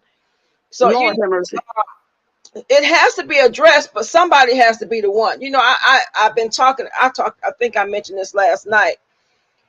Our ancestors went through hell and high water to make sure that we had the freedom, that we were not bound in chains as slaves. Even though we're living the modern day slavery, we were not bound in chains. And we were not, yes, sir, master, this, that, and the other, and being separated and things of that nature, that we can vote. But some of us are going to have to take that role now, because there is still a need, and the need is not necessarily outside of our families. It's within our families. That somebody has to stand up and say something. And so I'm like you. I refuse to keep secrets, because and that's what the enemy wants us to do, though. Yeah. He wants us to keep secrets. There's the enemy between my legs. Stephanie, I can't think of Stephanie's last name now. I'll look it up. And there's a book called The Enemy Between My Legs. The Enemy Between My Legs. Wait a minute. Let me look it up real quick. But anyway, she wrote this book. She lives here in Michigan. She looking at Coco. Got it. You got it. I don't. Coco look it up and she'll put it on there. I don't think it's The Enemy Between My Legs. I think I'm saying her book wrong, but it could be. But I'm gonna find it and I'll put it on here. It's Stephanie Jones. Yes, that's it. Yeah. So can you put it on the screen, love? Yeah. Thank you, Coco. So she came. My sister has a women's organization called Women Being Made Whole. One year she was our speaker, and she talked about that. You guys probably could possibly get her on the show, but she talked about that. She talked about how she went and she did tell, but they didn't believe her. And she kept telling it. She's still telling it. And then when she got ready to write the book, she said, "What is this going to do to my family?" You know, how are they gonna feel? But she had to free herself. So she wrote the book, and the book is a phenomenal book. And she discloses everything, you know, what happened, who did what, and things of that nature. And it freed her. You know, when we tell our stories, and I'm not saying we all always have to write them in a book. I journal. Yeah. I think it's very important. I think young ladies should start journaling as soon as they can write. Yep, and they should have those books saved up through their lifetime. And then at some point, they can go back to this, and they can go back to that, and they can go back to that. And I think that a lot of times we don't see where, and I'm talking to me. I'm talking to me, Coach Fee. I don't see, you don't make me cry, Coach Fee.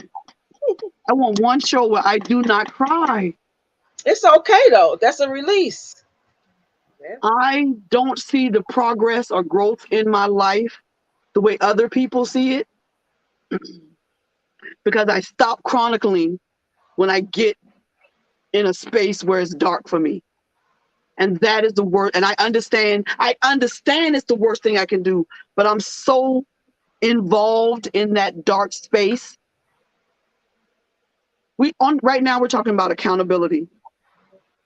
And I think that I just told a friend who called me, I take accountability for other people's stuff because I really don't have a lot of issues. I don't have no kids. I got a man, but he in that special college with, you know what I'm talking about. You know how black people say he in college. He ain't in college. Okay, so he's in college, and I don't have a bunch of friends around me all the time. I'm mostly by myself unless I choose not to be. And so I saw my nephew today, Coach Fee, and I hadn't seen him since my mom's funeral. He's not even 22 yet, and he's already a drug addict. His sister, yeah. And these are my sister's children. And seeing him today, for some strange reason, showed me the progress that I have made. Because back in the day, I would have drove off and left that nigga standing on that sidewalk, and I wouldn't have cared, because that's how they did me. But I held on to him and cried so much my lashes were stuck to his shirt. And then I came home and I cooked him a meal and I took it to where he was at. You know why? Because that's what my mama would have did. And I think that if we do not journal, I'm trying to get my boyfriend to do it. If we do not journal and chronicle the awful times, then when we progress into better times, I don't see it. Coco tell me all the time, you have, from when she knew me a few years ago to now, because you're talking about accountability, I couldn't spell it because I wasn't accountable for men. Everything that was done to me, somebody did to me. I was what you talked about. I was the victim. And I always called them, I was the victim. It was something they did to me. But one, accountability is so freeing. And that's what we're talking about. We're talking about leaving. We're not talking about locking the gate. Just don't leave it open for everybody to come in. They have to have permission to come in. But when you leave it open because you confide in the wrong person, you can't get mad at that person. You have to be accountable for the fact that you just told this nigga all your business. And so you gave them the weapon. And then, like we said, you gave them the weapon and then you showed them how to use it. And you're mad at them. It's you. I was my biggest issue when it came down to men. Go ahead, Coach Fee, because I can talk all day. So one of the things, Coco, I promise you, everything you talking about, we talked about last night. I feel bad because now I think people gonna think I plagiarized, but I didn't see the show last night, y'all. I didn't see it. Tell you something. I'm gonna say this and take it to heart because I'm learning. I've known this for years, but I'm learning even more. I'm a Christian coach, so yeah. I'm learning even more how God works, and He confirms His word over and over and over. And so He'll give you the same thing because maybe somebody else didn't get it. Right. Maybe somebody wasn't there last night that needed to hear it today, or maybe trying to get a word to me and Coco because we both here and we were there last night. What to continue, you know, because we are in an accountability group together. Yep. So and here you are talking about accountability, but what we have to keep in mind is this: I used to own other people's mess. That's what the word I was looking for. I used to own it. Not anymore. Because why? I walked around in shame for years because I had been raped. I wanted people to think I was promiscuous. I got pregnant from my rape. So I wanted people to think that I was promiscuous. I'm like, I'd rather them think that than to know I got raped, because then, you know, it's all the stigma behind the mental health. It's the stigma behind being raped. It's what society has said. I don't care what society says anymore. I'm focused totally 100% on what the word of God says. And so if I sin, then I'm accountable for it. But if you sin, then you're accountable for it. So I'm not going to take that on me no more. And I remember my husband was cheating. He cheated so many times, I can't even count it. We worked in corrections, and one of the girls came to my office. Feet, let's go. I said, where are we going? We about to go kick this beat. You know, she was going off. And I looked at her, and she said, she down there in roll call talking about asking people, do they know you? And she messing around with your husband and this, that, and the other. I looked at her. I said, okay, I'm good. She was like, you don't want to go down there? I told her, girl, listen, I'm too old to be fighting over men. That's his choice. I'm not going to own it. And I'm not going to be ashamed because I didn't do anything. We got to stop being ashamed of things that we didn't do. Yeah, we had no control over that. You raped me, but I'm ashamed. No, you should be ashamed. And if you're not, that's between you and God. Right. And that's what, Coach P, that's the thing. We're going to have to do another show on just that. The shaming of people and that victim blaming thing. That thing, that when I was raped in high school, it was all male policemen, and they kept asking me, well, did you let him in? And what was you wearing when you let him in? And this, that. I got another one for you on that one. Yeah, it's like I'm a sole survivor. Okay, so I think I wrote a blog, which I was gonna post yesterday. It was a whole Facebook post, but I decided I'm gonna make it a blog. But in that, I talked about that. Well, send it to us. Domestic violence situation, okay? And in this domestic violence situation, I had snuck while my husband was asleep, took the keys off his ring, put his keys back in his pocket. I was supposed to work that day. I called in after he left to go to work. I called in, packed all his stuff, took it out in the garage and everything. He didn't know till he came home to try to open the door that his keys was gone.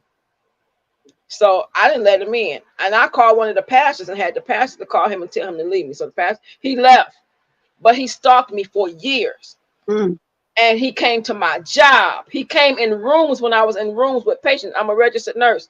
And one day I walked out of my door. My kids were in the car. I had my back turned, locking my door. And I looked up and he's standing behind me.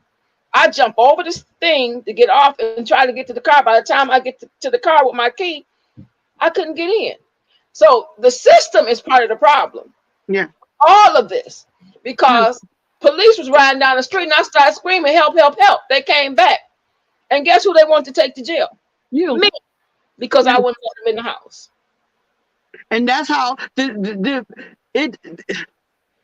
perpetuation of the idea that women are chattel, and that we are just here to serve, is something that I don't know how we're going to begin to work on that, because it's so deeply ingrained. And the fact that people, let's be clear, the fact that white people have used the Bible as their own personal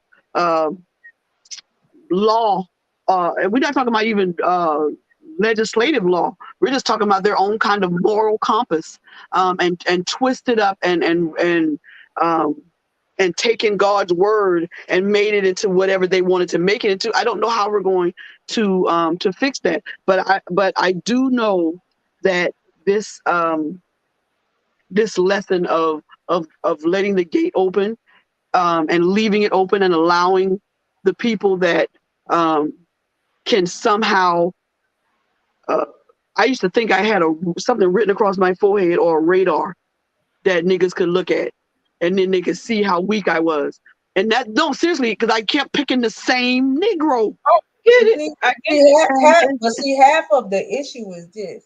when it comes down to people of the other persuasion, as I like to call them, they came up in families where incest is cool. That's normal. That's how they were made. Okay, to be honest, I mean, let's just be honest about it. It was cool. That's how they was made. They mama and daddy cousins. Well, I mean, that's the queen of England, the people in England, the queen and all that. They just that boy. What is his name? Prince. The daddy. Oh yeah, Charles. The two boys left that kind of off too, but they still didn't. Not the oldest boy did it. Right. Them girls is their cousins from down the line. The person that stepped off of that thing was the one who married the black girl. But before that girl, Kate, whoever, that's his cousin from on the line. Yeah, Kate. The other girl, Princess Diana was the other. They daddy. That was their cousin from it. So this has always been with them. Right. And now you got black women out here talking about, well, it was never meant for one man to have one woman, and they sharing. What did you do? I can't. That's another rabbit hole. Stop it, Coach V. We're not doing it. But see that the biggest thing about it at the end of the day is the reason why they bring it the way they do is because to them it's okay. Yeah. That's normal to them. Yeah. But that's the reason why you see all of this pedophilia in the Catholic Church. Yeah, but let me tell you, there is a congressman. He's been running for years, but he keeps losing.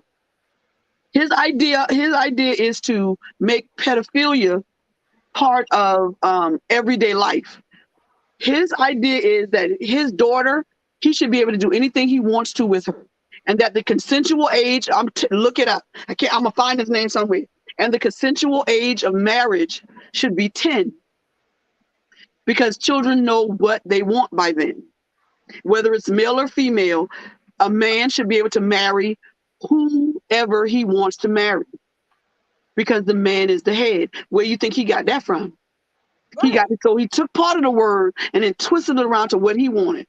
He said he owns his daughter and his wife, and his wife said, yes, that's true. So he has the permission of his wife, who is just as stupid as he is, he's able to do anything to his daughter. So he wants it to become a law. But see, that's not the only one that's doing it. You got a judge that does that too. Yeah. Mm-hmm. There's a judge that they just now decided to disbar him and take him to Supreme Court because they know this stuff going on. They've been know this stuff going on. To go through. People at all levels doing this, and the problem is these are our lawmakers and law enforcers. I mean, but we have to look at the climate that we're in. I always talk about that, and I'm not one who turns on the news often. No. I'm not a news person, but the reality is everywhere you go, it's a rainbow this or a rainbow that, and different things. Coco, can you hear me? Yeah. Coco, take over for a minute. Gotcha. So, but there are like the sex spirits, sex demons, and things of that nature. They are running rampant and have been. Like before, people used to hide that kind of stuff, but now everything sexual is open, and for them it's okay, but for God it's not. And so I think we talked about that last night. Man's root laws of versus God's. Right. And so now this is the thing. Render to Caesar what is Caesar, and to God what is God's. All of it's God's. And when it's not lining up with scripture, then we can't do what Caesar say. And I said, as an ordained minister, they can try to force me to marry people that I'm not in agreement with if they want to. And they can go ahead and take me to jail because I'm not doing it. They had a lady here in Michigan. I think she wouldn't make a cake for somebody. Yeah, and she got fined $150,000. Yeah, yeah. Like, are you serious? This is her business. Yeah. She should be able to choose who she wants to. And if we don't pay close attention and really pay, like you talked about discernment a lot last night, and discern these people, we're going to be in a world of trouble. And not us per se, but I mean the world at large. But of course, we are of the household of faith, and God is going to protect us. But there are some, like we think about back to biblical days, the apostles, they got hung, they got their heads cut off, they were put in boiling water. So don't think that can't happen again. It can. Right. And if not just the apostles. It will. Yep. Not just the apostles. Everybody. Remember what they did? Remember when they started killing the prophets off? Yes. So it wasn't just the apostles. They started killing the prophets off. The Christians, period. That's what Paul was known for. But that just goes to show. Now, if we want to talk about discernment, let's talk about Paul.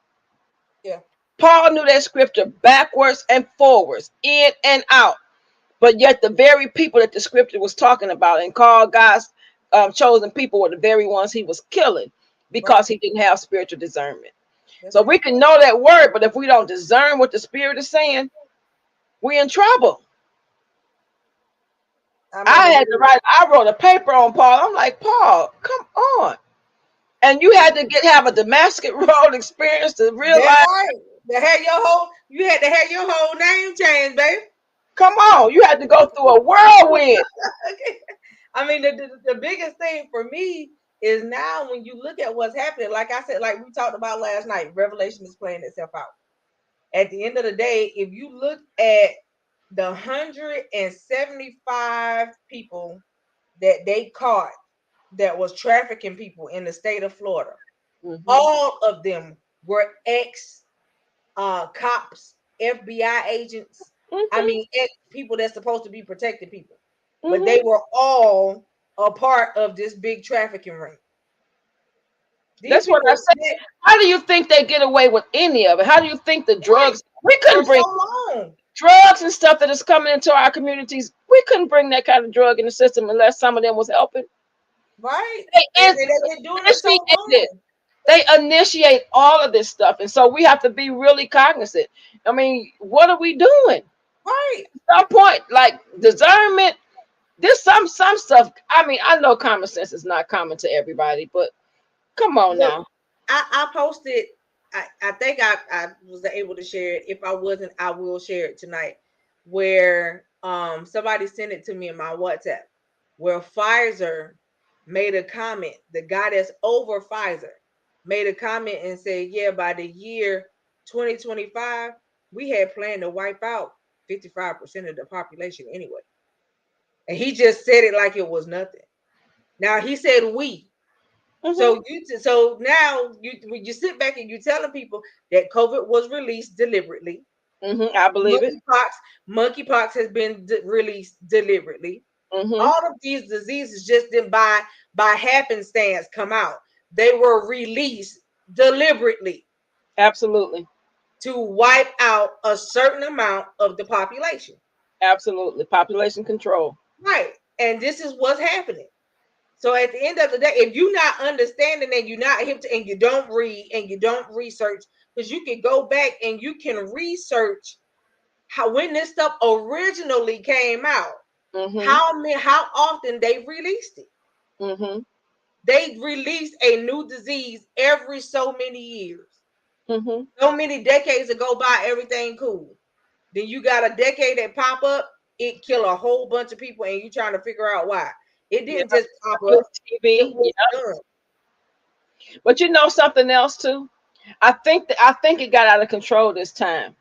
I think it got out of control because some of them ended up dying. And so you know what I'm saying? And but now they're trying to counter that by the Roe versus Wade thing.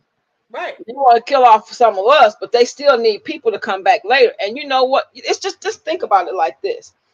When you at a job, at some point they want the old people to leave because they have got complacent. They could be a problem because they know too much. They want to bring on some new blood that they can train and teach to do the things that they want them to do.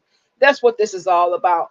Right. And listen, I'm a registered nurse, and when I started hearing this stuff, I'm like, so what's wrong? Is what they taught me 30-something years ago in nursing school wrong, or is what they're teaching now wrong? None of my family is vaccinated. Right. We didn't trust it. And now look, and when I say my family, I mean my immediate family, my children, my grandchildren, and I. Some of my siblings are. My father is totally vaccinated, so is some of the other people in my family, and boosted, and still caught COVID. Oh yeah. And when I caught it, I was the sickest, I will admit. But some of them were almost as sick as me. It just didn't last as long as mine did. But now I have natural immunity. And this immunity that they gave them is not natural. And it's not real immunity because every time you look up, you got to take another booster. Right. Right. And I have a cousin that's fully vaccinated that has caught it 4 times. You fully vaccinated. Why are you catching it so often? I mean, your system ain't good yet. Like, you know what I'm saying? Like, if this vaccination was supposed to do, why are you so susceptible to it? And so, yeah, so let me say this. I went to several classes and trainings with the CDC, Wayne State University, which is like a big medical center, medical school here, and the CDC, and different pharmacy, high up pharmacy people. And all they could tell us is they didn't know about a lot of stuff. And the funny thing is this: wasn't a lot of African American people on there, but I was really close with the lady at that's over part of the Wayne State University infectious disease program, because she used to come to the jail a lot. And so the problem with that was everything she sent me, I take. It's free. Right. I get my CEUs for free. So I'm like, shoot, she got a class, let me take it. Wasn't a lot of us on there, but they were talking about us. And they talked about how Pfizer and Moderna did not work well for our population. Didn't work well for our population. And it talked about their studies and how their studies did not have a large turnout of African American people. And that Johnson & Johnson had a large turnout, not just in America. They did all of the world, including Africa, a large population of African American. They had no deaths and they had better results. So why do you think they got attacked and all of a sudden having people with blood clots and things of that nature? Right. Now, I have one sister that took the Johnson & Johnson vaccine. Her husband has had it twice. She didn't get it. She got it the first time because she wasn't vaccinated. They weren't even offering vaccinations the first time. But the last time, she did. Everybody around her, she went to my mother's birthday celebration. Everybody around her was sick, but her. She didn't get sick. So even with these vaccines, we have to be careful.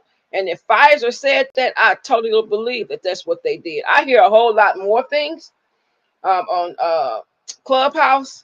They have different groups on Clubhouses talking about it. And this is a whole different thing than what we can imagine based on what biologists and top physicians are saying. And so many people have left the medical profession, doctors, nurses, and all, because they didn't want to have no parts to do with it. Right. So I saw a doctor make a video. He said, I came into the medical field to be a help, not to kill people. And then he went into detail about why he said what he said. And when you watch and listen to his video, you just like, wow. Just like all of this stuff that y'all coming up with, you making, it has stuff in it that you know will harm somebody. So they had an issue with him when he was working in a certain office that he was working in, because he started taking a holistic he started taking a holistic approach with his patients. And they had a problem with that because his patients was coming back okay, and everybody else's patients was still coming in with problems. And, one of his colleagues said to him, well, if you keep healing your patients, you ain't gonna have no money. And when his colleague said that to him, he just looked at the colleague and he just said he walked out and never went back. But see, and I learned that since my motor vehicle accident. I have cried so hard. I said, Lord, I'm ashamed to be a part of the medical profession. But then when I thought about it, I'm only responsible for what my practice, and as a nurse, my practice was to advocate for the patients, not the physicians. So now I understand why I had to argue with so many doctors about things that they want to do to the patients that I didn't agree with. Right. Give them medication and you don't even know what their lab work look like, and they can have the same symptoms if they got too much. So why would you want me to give them more? Why can't we wait for the lab results? No, give it to them. I'm not doing that. You can get somebody else that's willing to do it, but I'm not doing it. And so that's what, and see, the problem with healthcare now too, most of the nurses are not nurses because they got in the field to care for patients. They closed up these plants. They gave them no job left behind. They gave them money to go back to school. Nurses made a lot of money. People went back to school to be nurses for money. People who turned screws on cars and put bumpers on and windshield wipers and things of that nature, who didn't like dealing with people. That's why they was in the plant in the first place. Right. And now they're the ones who's providing care for us as nurses. And some of them advance all the way up to doctors or nurse practitioners or PAs. And so we have to be really, really careful. But having vaccines is not protecting people. And really, I guess you take a risk either way if you take the vaccine. But what they don't tell us is about all the people who died who took it. Yep. There are so many. Let me tell you something. So I was around some people that caught COVID. I did not have it, but I was around people that caught COVID. Now, due to my medical condition, I keep my immune system is very low. So because I was around people that caught it, they told me that they felt like the best thing for me to do was to get the antibodies. Mm-hmm. They did not give me the vaccine because I literally cannot take it. Mm-hmm. So they did not give me that, but they gave me the antibodies. So I had a nurse, some home health people show up at my door. They came with all the stuff to access my port and to give me this bag of antibodies. The very same night, not the next day, same night, I was sick as a dog just from the antibodies. Mm-hmm. I was breathing worse than the people that had been around me that had it. Mm-hmm. So what I did was I got on the phone. I contacted this lady that I met who does everything she does is all natural. I told her what was going on. She said, "Remember when you came home after having your surgeries and you came home with double pneumonia?" I said, "Yeah." She said, "Go back and use the same herb that you used when you came home after you had pneumonia." She said, "And call me next week." So for a whole week, I drank this herb called Mulin all week long, just that and honey together. When I tell you it cleared up all the respiratory issues that I had, because it made my pneumonia go away in 4 days. Wow. Now, so it cleared up all the respiratory problems that I had. So when I started hearing about people that were connected to me or people that I knew that was having respiratory problems and it was a after effect from them having COVID, I told them about that herb. Everybody that went and got it called me back and said, "I thank you for turning me on to that." Now I drink it all the time. Mm-hmm. Just because it helped them and it kept their lungs open where COVID likes to shut the lung system down. Right. And I was like, because what you have to do is you have to start counteracting this stuff, not with a bunch of medication, but with normal stuff that will open you up and has a natural antibiotic or antibody effect that will boost your antibodies in your body to fight against this stuff. Yeah, so that's what I did too. I day late, dollar short. Should have. I started taking, the vitamin C, vitamin D, oil of oregano, and things of that nature. And I was good. I had been around people who were positive, but I never came up positive. I live alone. I'm in the house most of the time, so I'm like, I kind of backed up off of it and traveled and got sick as I don't know what. But at the end of the day, if we have to think about back to our grandparents, our great grandparents, and even those before them, They use natural things. Right. They put so much stuff in this medication. You have to be really careful with it. Like, it's a lot of stuff that they have given me. I take one dose and I'm like, oh, I can't take this. Put it on my allergy list. I can't take this. Well, what kind of reaction did you have? I didn't like the way it made me feel. Yeah. It made me do this. It made me, like, you look at the list of all the things that medication can do to you. And some of it is bad as just going through the disease process. Right. And so you have to be really careful with the things that you take. And so back to all of this is still talking about discernment, because you got to know what to take and what not to take, what's good for you and what's not good for you. And when you, and sometimes like you say, the first dose, immediately you knew, like, I got to do something. Right. You know, you got to be ready. You got to be alert at all times and be ready to move when it's time to move. I see that she said to her daughter, well, I'm vaccinated and caught COVID. My daughter caught it twice, and she was vaccinated and boosted. Yeah, this stuff ain't working. And when you tell people you still talking about you finna run and go get it because you got a job that tell you you can't work for them if you ain't got it. Okay, well then I don't want your job. Listen, you're not finna kill me for me to try to make $1. You got it. Listen, we got to choose life. It's just like I said earlier, we have to choose life. And sometimes choose life means going against the grain. Right. And when I say our ancestors went against the grain, some of us are going to have to go against the grain. And I will say that I was really upset because I made an actual complaint about it because I got turned down for a government job because I refused to get the vaccine. Yeah, but look, Coach, the kicker to it is I never had to go in the building. I'm working from home for you, and you tell me I'm not gonna be around nobody. Right. Why do I have to be vaccinated if I'm gonna be behind in my own door, in front of my own computer? I ain't never got to be around none of y'all. But y'all do know you can get a waiver, right? For what you mean? You can get a waiver. Now, you said you can't take the vaccine because of medical problems. 2 reasons why you can get a waiver. You can get a waiver for medical reasons. Your doctor just have to write it. Or you can go to the health department and get one for religious reasons. They can't force you to take those vaccines. You can take a waiver. Right now, they have not stopped us from having our religious rights, and you can use that. Okay. Because ain't nobody never mentioned it here. Yep, you can get a waiver. I did them at the health department. Okay. It's a whole lot of folks. What do you call them? But from the other persuasion.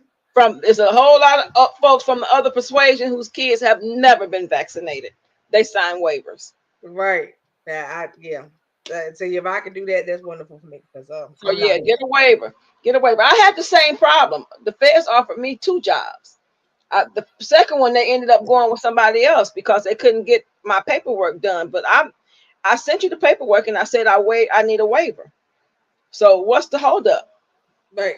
Now they say, oh, well, your doctor got to fill something out. I'm telling you medically I can't do it, but I have religious reasons too. So you want me to go get a religious waiver so I don't have to involve my doctor and go pay for an appointment for that? I can get a religious. Right. It's just a bit much for me. You good? Yes, that's my phone call. Oh, okay. Oh, yeah, it is after 9, ain't it? Yeah, it came a little early. Yeah, so I mean, at the end of the day, I'm not doing that. If you telling me that you gonna hire me on to work in my own house because I won't get vaccinated, baby, keep your job. I feel the same way. I do have a little fixed income, and baby, I'm learning how to work it, baby. You hear me? That part. Today, I'm gonna work it, and that's why I got an insurance. I'm like, oh, I'm not going back in the field right now. Maybe I won't never go back because in insurance, I can sit right in my house and do everything on Zoom. Do everything you got to do. Yep. So hello. I ain't worked in the office in 14 years and won't go back on. That's right. But we need to get, so that's a whole nother show, as sis say. That's a whole nother show. Because at the end of the day, we need to be creating, and that's what we're doing in our accountability group. We need to be creating our own wealth anyways. We need to go back to opening up our own things and develop in another Black Wall Street and all of that. We need to recreate what they have stolen from us and torn. We built this nation. Right. And I think that's where the disconnect come from, because it's not really a nation. It's just a bunch of different states on the same piece of earth, and they all doing whatever they want to do. This That's thing right. about I see that we've gone from something else on to something else, but that's great. And thank y'all. Coco knows how my phone call is. But I think that we have forgotten that this is not a state, a nation. It's a collection of different states with different ideas. They done decided that you can't even have, you don't have no rights on your own body. It's old men and old women with who eggs done cracked, broken, dried up. That's Right. making all these decisions on people, and white people are crying because they happy to whatever. But when it all comes down to fear that they're going to be the minority, and the fear that we're going to do to them what they did to us. But if we was going to do that, we would have been did it. It is not in our nature. And I tell people Right. this all the time. We were created first. And because we were created first, we got the full brunt of all of God's love, which is why we have mercy on these people who have done all of these things too, because that's what we made out of. We made from pure stock. Honey, y'all was beating each other in the head and still walking on your knees and hands when we was down here creating banks and money and roads and waterway. We was doing all that. Y'all was up in the Caucasus Mountains still grabbing women by the hair and yanking them into the woods. So Right. please, don't get me started. Girl, you know I don't do non-melanated people very well. I just do not. Because if we talking about going back to trust and all that, I know everybody not the same, but I do know this: if something pop off, they're gonna go where it's safest to be at. You can wear cornrows and get dreadlocks and marry a black man, all you want to, but if it pop off, you're gonna go where you think it's the safe place to be, and you think the safe place is gonna be over there in the Caucasus Mountains. Right. But see, this is the thing, that boy that shot up that elementary school in Texas. He said the reason why he did it. No, I'm sorry, wrong one. The guy that shot up the grocery store in New York. He said the reason why he did it is because he had a dream that the black people came to start lynching the white people. Yeah, he had his idea. Listen, people laugh at Trump and all this stuff, but that man is very powerful. Yep. He is powerful because he's charismatic, and he has learned how to take a lie and make it the truth. And he says what most white people have been thinking and saying quietly in little rooms for years. And because he can do it, he does it out in the open. Everybody else thinking they can go it out, but I'll tell you this, and I'm gonna say this with all the gumption and the foolishness that I can listen. You see this shirt right here? This shirt says uppity Negro. You come at me with the foolishness, I promise you. Look, a few people in Charleston have learned. Don't play with me. Look, I've only had an encounter with Karen once, and I won't have another one. Listen, guaranteed. And I was saying that lived in this neighborhood. God brought me back to God brought me back to the neighborhood I was in when I ran away from him, and put me on the same job I was on when I ran away from him. I'm in the same neighborhood. I was standing at that bus stop right down there when a boy yelled nigga and hit me in the head with a brick. He just threw it out the car. And I went home and blood was gushing everywhere. I think I still have a picture of it somewhere. And it was the first time that I had been physically hurt, because I had been walking down the street. You hear Black B and this and Monkey, and that's where Uppity Negro came from. Because when I started driving trucks, I have been called every word attached to the word nigga and monkey that you can call it. And I took it at first because people say, it's dangerous. No, it ain't. No, it ain't. Meet me at the next truck stop. But before we get there, I'm going to go off my route on this CB, and I'm going to follow you for the next 20 miles. And I promise you, I'm going to talk about you, your mama, the fact that your daddy is your uncle daddy and your mama is your auntie mom. I'm going to talk about their relationship with the cat under the porch. I'm going to dog you. When I say I'm a dog walk you, I'm a dog walk you. I had a man crying like 20 miles of me nonstop. That's what you get when you call me a monkey driving. Because if you continue, and the thing is, why we always got to be on our best behavior? I'm not understanding that. Why I always got to have manners? Because you were one acting a donkey. And if I choose to ride the donkey through the store, then let me ride the donkey. I don't understand why we always got to be the ones to keep our man. You don't want to be known as the angry black woman. First of all, I don't give a crap what you name me. My mama said Barbara Ann White. That was it. Now, whatever else you add on that, that's on you. So I don't care what you call me about being an angry black woman and all this other business. Call me what you may, but I bet you I get my point across. Because that is the problem why we have Karens and Ken and Lil Tripper. It's because we do not stand up for ourselves, and we always got to be the one with manners. I rebuke the demon of manners, and I'll tell people quick, yeah, my mom gave me good manners. She taught me real good. I don't have to use them on you because it's my choice. And I hate when people make their children say, yes, ma'am. I hate when people make their children say, no, ma'am. I hate when people tell them, go shake his hand. Your child knows something you don't. They don't want to be around that person. And you forcing them to give auntie a kiss or give uncle a little nudge or give them a hug. I never force my nephews and nieces or any of my children I care. And I did daycare for 25 years. I never forced them to say yes, ma'am, or no, ma'am.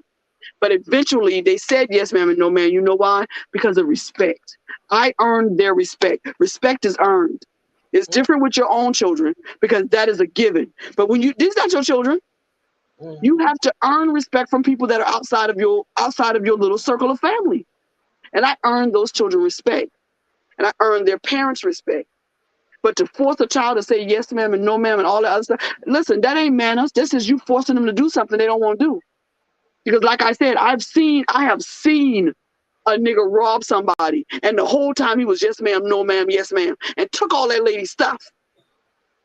So you can say whatever you want to out of your mouth. And I'll tell you this, like I tell everybody else, somebody know you were in real life, and you were in real life a thug. Yes, ma'am, and no, ma'am. The girl at the store told me my nephew was the sweetest or whatever. When he got in the car, everything rattling. This nigga done took some of every cookie, chip, and he yes, ma'am, her to death. So I don't talk about children that much because I don't have any.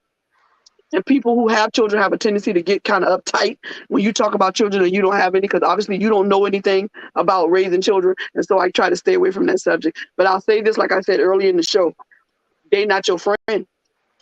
Your children wasn't born to be your confidant. Your children wasn't born to listen about your troubles with your husband or your boyfriend or your other significant other with your liquidly sexual self.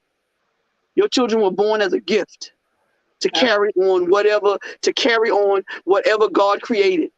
And the only way to procreate, to carry on any species is to procreate and have children. So how the hell is you a liquid sexual? I can't do this show no more. I quit. I looked up that liquid sexual. I'm like, okay, never heard of that. It's called fluid. It's called fluid. Yeah, I just looked it up. And you float between all of them. But I tell you this, you can be on the water and float all you want to. Your body gonna lose its buoyancy, and you're gonna get tired of trying to hold yourself up, and you're gonna drown, and you're gonna die. And I'm not gonna tell you where you're gonna go because I have no idea, because I can't put you in either or. But I do know this: when you get there, you better remember which one you was born. My apostle always say, if you got a problem with how you know what you would, put a mirror on the floor and open your legs. If it looked like a honey bun, you a girl. If it looked like an ostrich, then you a boy. Figure it out. But you're not going to fluid nothing. And I'm not going to call you I'm going to call you when I see, hey sis, they look at you like, you have breasts.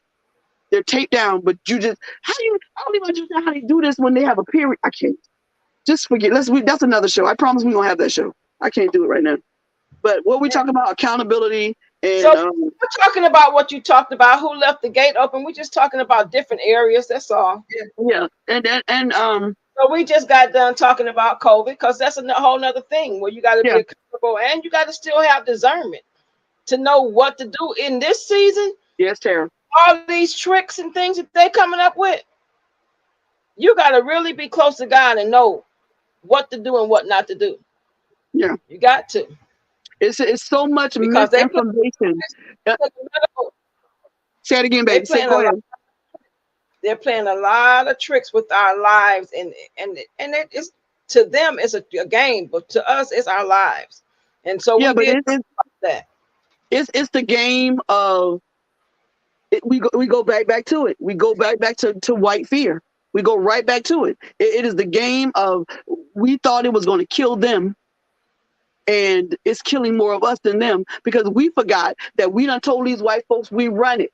So when you try to tell somebody who's been running, you try to tell a bully that now you the new bully in town, and watch what kind of fight you get. Because white people are not used to being told what to do, which is why they won't wear the mask. It don't have nothing to do with Democratic. I'm not going to do it because you're trying to make me do it. You hear them saying, it's my right. It's my, well, then die, heifer, because we don't care. Die, and when you do die, make sure you make a recommendation for that black girl to get your job. Because I know a lot of people talk about non-vaccination and all this other stuff. I did it twice because I was on chemo. And I couldn't let nothing compromise my immune system. But I had COVID. I had COVID before. I spent 14 days inside of a semi, alone and sick, because I didn't want to give it to my mama. Come to find out, she done had it 3 times before they even called it COVID. They just kept calling it something else. I had it before they called it COVID too. And yeah, and so this country is we're on the precipice of some very dangerous things. But I tell you this, there has never been a major change in anyone's lives, separately or as a group, where there was not bloodshed, there was not death, there was not lies, there was not deception, and then there was not victory. And every time I get scared, I look at the back of the Bible and it say we won. So and what? And what? And then and when I get real upset, I just start thinking, millions didn't make it. Millions.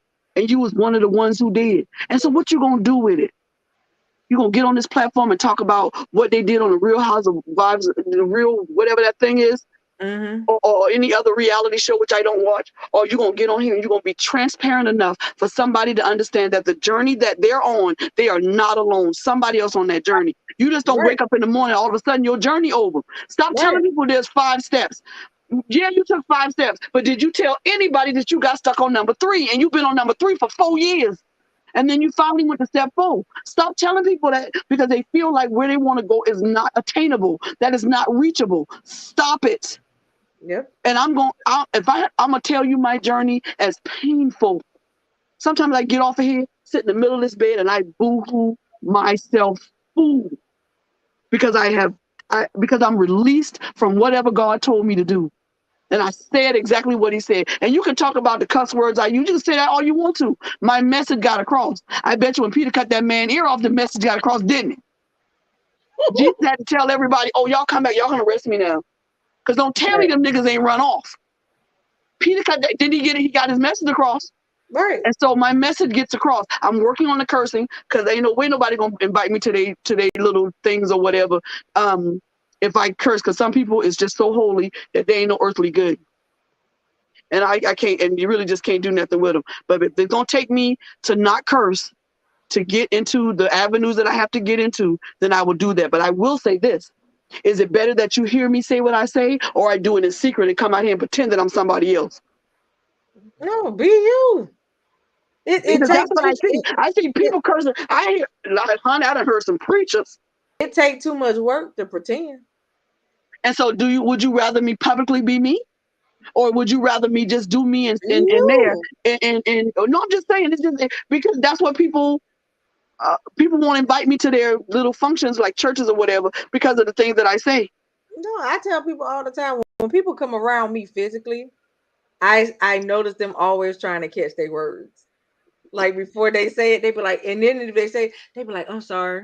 I be like, what are you apologizing for? Be you. But Coco, I know why they do it, but I just be like, be you, because I'm not that type of individual because I know me. Trust me, I love the Lord and all his precepts. But if you piss me off too much, I might say a couple of them, so I'm not gonna tell nobody that. But this I wouldn't tell nobody that at the end of the day, because I know me back in the day. So I tell you, be you. I don't want you changing who you are to be around me. Be you. I agree with Tara and Caramel Latte. Y'all exactly right. But I'll tell you this. And I'll say this again. You're going to get tired of hearing me say it. Somebody know you in real life. Yeah. So you can pretend and be all you want to be, but somebody watched you paint that red on the bottom of them shoe that you got from Payless. Being disingenuous is just like trying to remember a lie. Right. Preach, Coach Feet. Listen. I don't have time for that. I'm sorry. That's what I'm talking about. I can barely remember people's names. Listen, love me, don't love me. It's okay. Maybe you're not a part of what God is. God don't want you in my environment. If you can't handle me, you're not a part of my tribe. It's okay. First of all, I can barely remember people's names. So trying to remember the lie I told is not gonna work. I barely remember folks' name. The guy told me his name today. Who drive the truck? Within the guy I work for now. He told me, and the second I got in the truck, I forgot. I just literally forgot that. So I just call him Big Baby. Either answer or don't. I got a nickname with me. If I can't remember your name, you got a nickname. I was Right. Coco, because trying to remember Carmaria. No, I wasn't gonna do it. No, that is Cocoa. And when I don't like her, that's Coco Melon. But that is Cocoa, and the only time I don't like her is when she is prophesizing to me, and I don't like it. I mean, I talked to her for a couple of days after that, but I always come back. I want to speak to what you said earlier, though. The Bible clearly says we die daily. So what we cannot do is try to force everybody to die instantly. That's it. Go see. We can't do that. We got everybody's journey is not the same. I talked about this last night. Some of us are going to pray and say, God, I don't want this taste no more. And He's going to take it from us. Right. Some of us got to go through the process. Right. It's just that simple. And so we got to discern even that. Which one am I? You know, the one that's going to. And I was talking to someone yesterday during a session, and I said to her, she's like, since the last time I talked to you, I've done this, I've done both. I've been this and I've been that, and I told her, honey, I said, what are you trying to do? I said, you can only eat an elephant one bite at a time. You better say so. Stop trying to do, I got to do this for the rest of my life. Start with 15 minutes. Yeah. When you conquer the 15 minutes, go to 30 minutes. As long as you and God know you are better you and you trying and you're really making some progress, don't worry about what nobody else say. And some journeys are done just that way. They're done minutes by minutes by minutes. And when I get into a place where I cannot control this and I cannot control the rage, and I'm gonna be honest, just be mad at God. Just be mad because He's not doing what I want Him to do. I want Him to take this away. But He told me when I first got diagnosed, He told me, you're gonna go through this. I'm not taking it. I'm not gonna bring you through. I mean, I'm not gonna pull you out. I'm gonna bring you through. So I have to go to the end of this journey. And I know that. But it doesn't negate the fact that I get angry. And people want to admit they're angry with God because they think it's blasphemous. It's your daddy. Yeah. You're not never mad with your daddy? Yeah, then good for you. You're a saint above saints, and you need to go home. You need to ascend to the Father. Not only have I been mad at God, but left the church for 2 years. And when I finally came back, I was so grateful that He didn't let me die out there. But let me tell you, that's what I did when I went in that truck. That's what I did when I went in that truck. That 4 years in that truck. When He told me I would have that the God was calling me and they licensed me as an evangelist, I went through the whole program. I said, I bought, and I'm not a tennis shoe person. I bought my first pair of Nikes. And I hopped and I went to wherever I could get away from them the quickest. And I ministered more out there than I ever ministered when I was being ordained as an evangelist. Mm-hmm. But look what He did. He brought me back to the same old ratty, stank neighborhood. Put me on the same job where they would take me back in a second. The girl called me. They said, it's so quiet in here. It's so quiet. We can't. It is not the same without you. I say I don't see my growth until I look back at and I'll be honest with you. You want to talk about transparency? Till I look back at some of the suicide notes I wrote in my journal. Mm-hmm. That's how I know that I have grown and because people say, oh, it's just going to grow. Don't tell me that because I don't care. I was sitting on my locks. I loved them. They made me feel pretty. They made me feel like a woman, and they made me walk into a room and And now when I walk into a room, I have to catch myself. I have to catch myself from looking down. I have to catch myself from looking at all the women and their boobs and they looking so pretty and they look like women. And because I think not having children affected me differently, and probably other people who don't have children and had breast cancer, because my body was my feminine. You understand what I'm trying to say? Because having children is that woman thing that we do because God ordained that. But when I could not do that particular thing, my body was the epitome of feminine to me. I had the hair, which means I had the covering, and I had the breast, which means I could nurture, but I didn't have to do it with milk. I could still hold somebody and comfort them. And now when I hug people, I step back. It's like, I don't know. It's like if they feel that, they'll be disgusted because I can see it. They can't see it. And I'm just being transparent. I'm just telling you the journey that people have to go through. And then they skip over all of this. And now you preaching and you got this big old church and you ain't telling everybody that, yeah, it was 12 steps. But nigga, I was stuck on 7. That forgiving myself thing. I was stuck on it for almost 8 years. You don't tell them that. You just tell them I went through the 12 steps and this is what God did for me. I'm going to give you the 12 steps. Now they stuck on 3 or 4. And they trying to figure out, well, God must love you more than he loved me because I can't get over 3 or 4 because you're not giving the journey. You're not talking about the process. And that is what this show is about. It is about journeys, processes, accountability, and being who you are as genuinely as you possibly can. But see, there are other stories I could tell. Go ahead, baby. I'm sorry. The biggest thing about that is you got to think about it. When people go to AA, you got 12 steps. Right, but the first thing a sponsor tell you is that the 12 steps are lifelong. Yes. That there are parts of your life where you will go back through every step all over again. So it doesn't mean that just because you went through the 12 steps once, don't mean that you won't need them again. Right. Absolutely. Right. And I believe it's that way because it's going to make you pray. It's going to make you. People say don't question God, but why would you not question a person with all the answers? What the devil is you talking about? Why would you not question the person who got all the answers? Right. People say things, these little cliche things. You know which one I hate the most, though. You know the one I hate the most. The table. What they're going to bring to the table, and I am the table.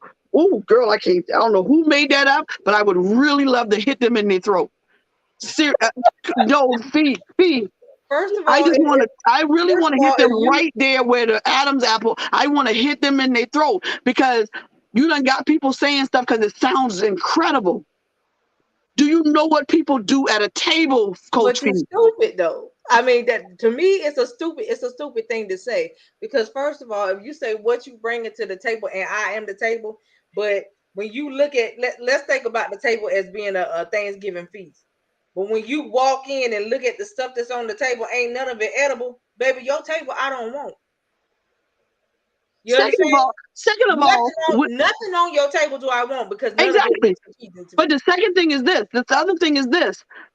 You talking about these are women saying this now. Right. Women, not niggas. Right. So I'm sorry, Coach P, if you don't like that word. I just. Yeah, but you listen. Don't worry about it because my grandson told me that they retired that word. And I said that was their choice. That wasn't my choice. Yeah, so whatever. Yeah, they retired that. But did you pay your child support? That's all I'm saying. Okay, never mind. That's another show. So you talking about a table, yeah, and then you asking a man what he bringing to the table. First of all, you shouldn't have built your own table because that's not your job. So what he brings to the table, no. He's supposed to bring the table. So you need to understand, you need to make sure this nigga can build a table so that you can put the sustenance on it to make sure that he feeds. I told my friend this in the truck. Men are hold an umbrella. It's like a corporation. So men hold the umbrella.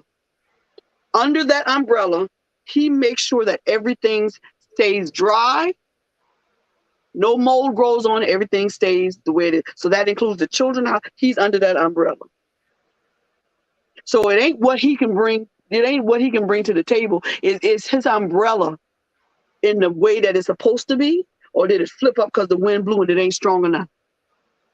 You need to make sure this nigga can build a table so that you can put food on it as a woman. I was just saying that these new millennial niggas, these women with this iron cooking, because I work hard. Oh girl, I work hard as he do. Right. You can't work harder than a black man. You know what he got to put up with?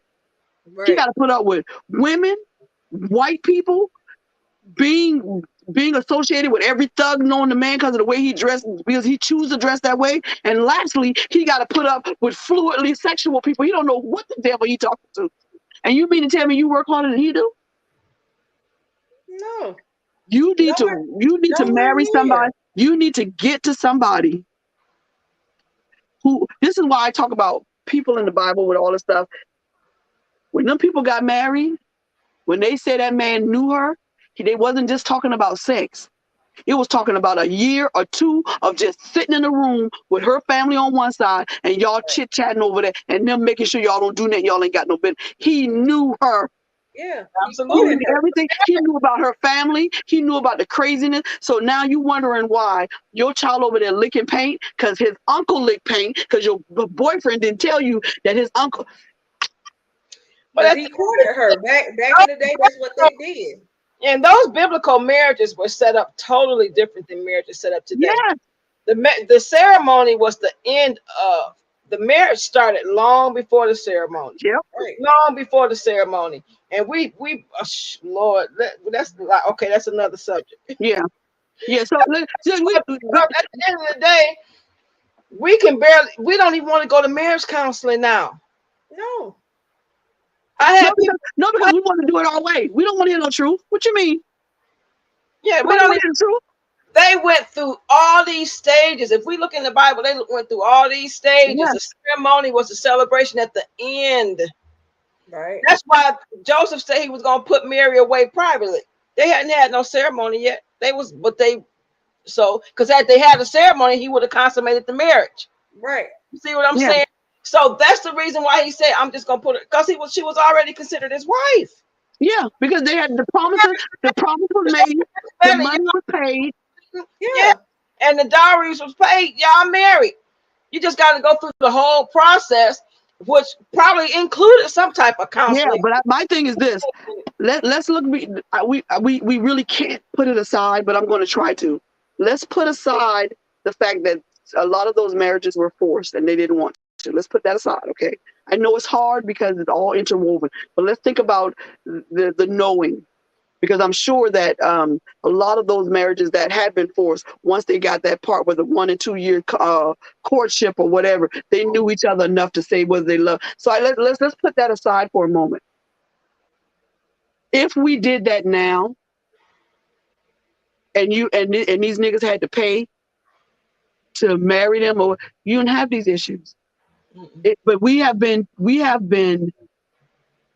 If you really think about the things that were stolen and mishandled and just destroyed and desecrated by white people for bringing us over here, it would really make you it would really force you to understand that a lot of things that we do and say is just master talk. You understand? The hand holding up in church, that's because niggas had to announce that they was about to go to the bathroom. So why are you holding your finger up? It's slave mentality. It's master talk. Women that are docile and quiet, that's white folks talk. We had entire tribes just of women warriors, Amazon warriors who ran kingdoms. The Queen of Sheba wasn't no punk. Nope. David wanted to marry. She was like, no, bro, you ain't got nothing to offer because everything I need, I got. And you's a rapist too? No, nigga, I'm going back to my country. You can get all my gifts I'm keeping, but I'm on my way out because you ain't got nothing to offer me. But if women would just start to understand that if we get together, the niggas ain't gonna be far behind. The men are not gonna be far behind. But it's us and the fact that we have been taught by master slave thing that we are in competition with each other. And it all started with that light-skinned heifer in the house and the dark-skinned heifer in the field. Now Yeah. you mad because she got on massive white dress from last year, and she looking down on you because all you wearing is rags. Oh, I almost said it. I didn't say And it. it's But funny Nana had that you bring that up though. yeah, but that's what. But we still work. Our mothers still operate in that thing. You gotta be better. You light skin. You gotta be this. Now dark skin is coming back. But I'm saying you gotta be this. You gotta be better than her. You gotta have the boyfriend. But you don't. What No. you gotta do is you gotta link hands with her, link hands with somebody else, and change this whole thing. But we can't do that because we too worried about who house bigger, who shoes bigger, who husband bigger. I can't. We worried about too much other stuff. Me and Coach was having a conversation last night about stuff that's happening in other countries, right? Mm-hmm. So you got African women bleaching themselves. Have you seen the mess? Lighter. They try to become and they lighter. Forget their hands. How you forget your hands, sis? You bleaching yourself to try to become lighter because somebody tells you that lighter is better. No, right? It ain't somebody. It ain't somebody. It's the white women in America and England. White is right. It ain't somebody. It's white folks. But I mean, but it's not just that. You got the men telling them that if they they would prefer somebody lighter. Right. But you know this, only her skin lighter. Your children gonna still be black. Yeah. Black as night, because only her skin lighten up. That's it. Everything about you is still gonna remain the same. So it's funny that you and it's all the countries that's doing it. I see a lot of the entertainers that I know. You started out as black as this phone holder I got on my table. And I look at him, I go, all of a sudden, you 4-5 shades lighter, whatever. Yeah, but Jada Smith, when she changed her face, I was like, "What? Why did you do that? Now you look like an alien." Because she got her cheekbones. She had got her cheekbones done, and now she looks like that picture of the alien. Her cheekbones and her mouth. Yes, something I don't know. I think people. Jake, the one that really got me is Little Kim. I can't. Little Kim got no friends. She has no friends. She has no friends. She was pretty the way she was. Yes, but she ain't got no friends. But she ain't got no friends. But because she felt like rejection, you went and had all this stuff done to yourself, and now you look like a cat in the face. Yeah. Like what? I think I think that people forget that they're gonna have to go before the judgment. Right. And I think that they forget that this clay form is not going. Your spirit is going. And if you have manifested this idea in your spirit that your body defines who you are, you're going to die and take that wherever you're going with you. And God going to turn his back because he ain't going to know who you are. Not because you didn't do his work, because you done because now you fluid. I can't get over the fluid. I don't understand when the roles turn the other way.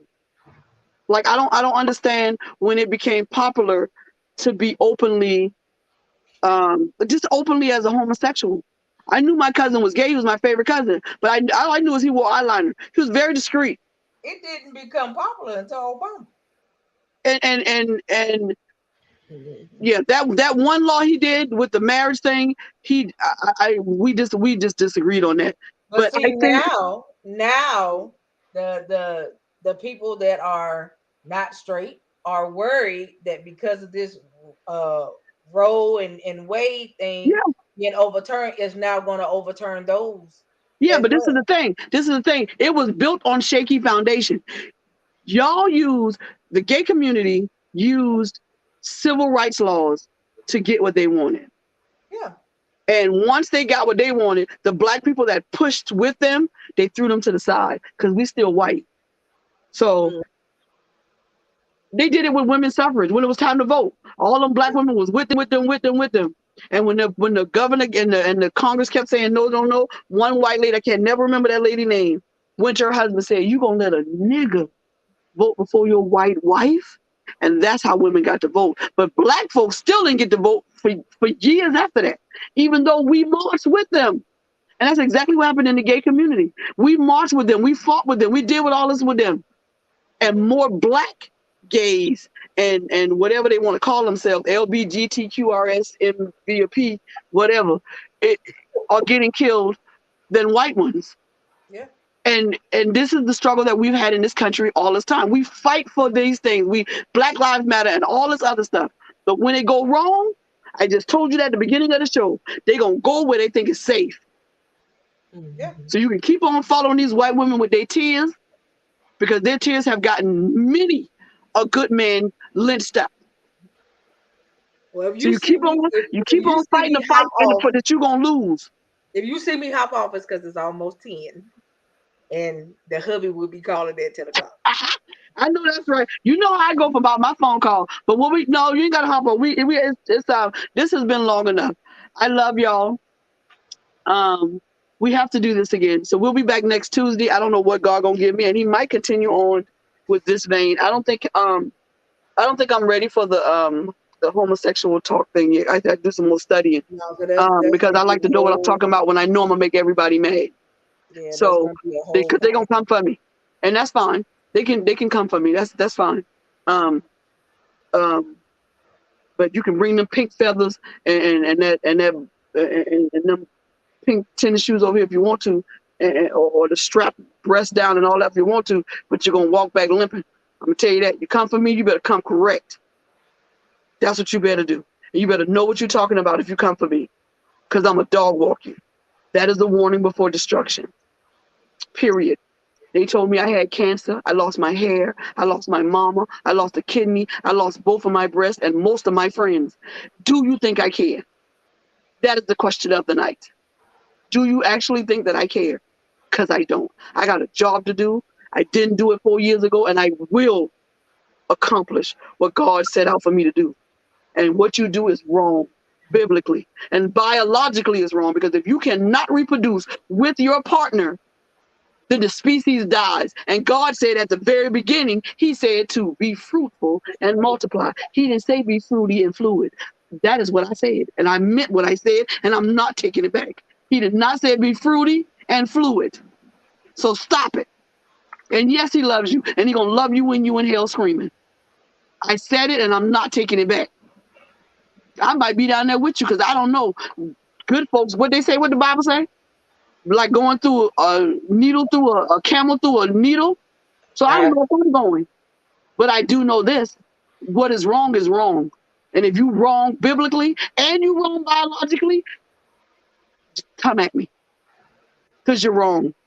There's no way this species can survive if two of the same people of the same sex are procreating. Because you're not procreating. You just, I can't say that word. That would have been the worst word tonight. I would have got in trouble. That's all you're doing is screwing. Because you ain't doing nothing else. And your body is winning the battle because you didn't put up the fight. I'm going to tell you, this is my book. Right here. Right here. And somewhere in here, it'll tell you that the first person I fell in love with as a girlfriend was a girl. Because I did not like men, because every man that I knew, all they wanted was to do things to me that you're not supposed to do to little children. Mm-hmm. And I thought that that's what I wanted. But I put in the work. Because I knew, well, out of all the other things I knew I was going to screw up on, something was going to get done right. And it is a struggle. And I'll talk about that struggle one day. And I'm not ashamed of it. I'm not ashamed that sometimes I'll catch myself looking at a woman or whatever. But I bet you this, Bobby sit up in that bed, put her feet on the floor and say, B. And she don't mean Bobby either. B, get yourself together. It is a fight with your flesh. I'm transparent about it. I don't have no secrets. It is a fight with my flesh. And when that demon couldn't get me, it went straight to my sister. And then it went straight to her son. Because it's a generational curse. Mm-hmm. And I broke it for my generation. I don't know what they're going to do, but I know what I did for me. It is a fight. It is a struggle, and you have to put in the work. But it can be done. I have never had sex with another woman. Have I lusted after another woman in my younger days? I have. Because that's what I thought was better for me because of what had been done to me. I'm not saying that everybody who's like that has been touched or whatever. I'm not saying that. I'm saying that a demon is attached to you, and you rocking it like a baby, and he's loving it. And every time you lay down with somebody of the same sex, that's another show. But I'm gonna tell you this: I love everybody. I don't talk down to nobody. I don't do that. But what I'm not gonna do is twist my brain and my tongue to try to figure out whether to call you yes sir or no ma'am. Because what I see is what I'm going to call you. And if that is not something that you wish to happen, then sis or bruh, guess what?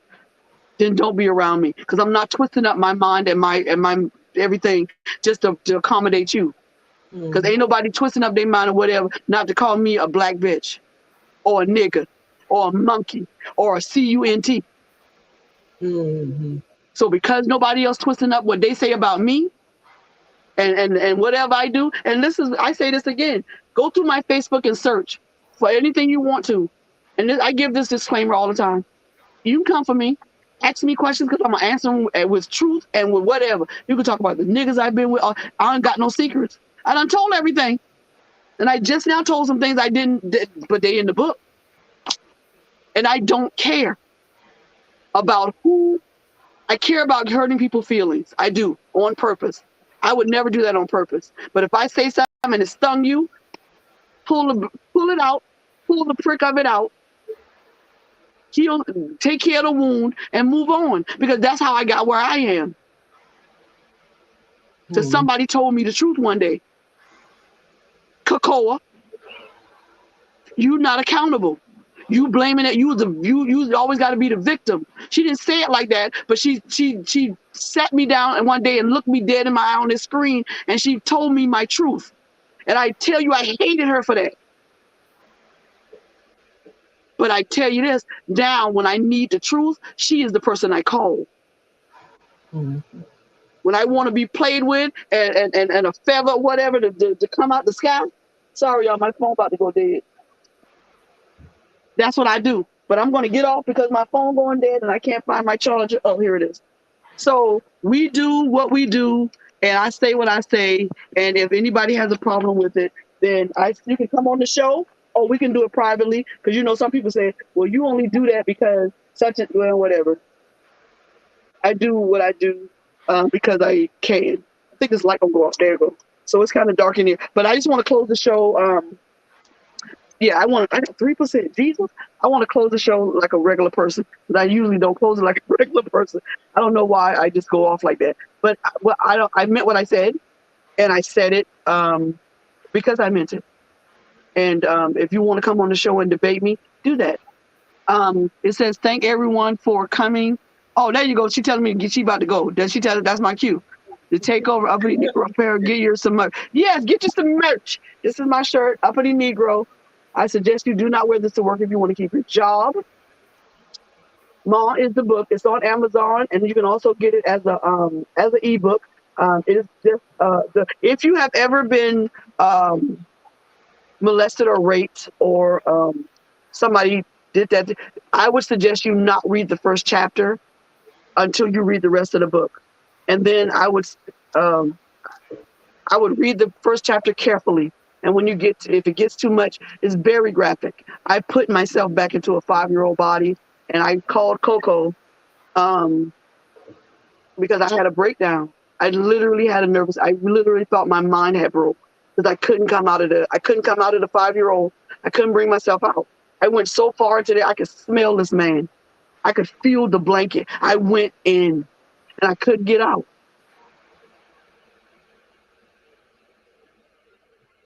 And Coco pulled me out.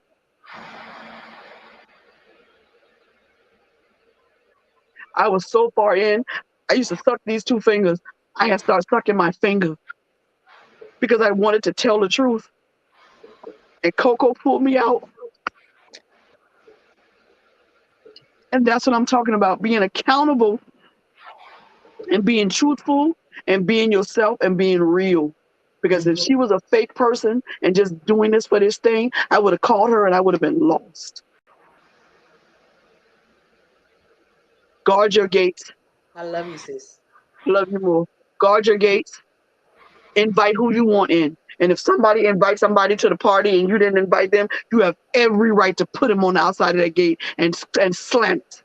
It is your right. It is your gate. It is your house. You have the blueprint. You have the plan. Lock it up because people after you. People after you because they're insecure.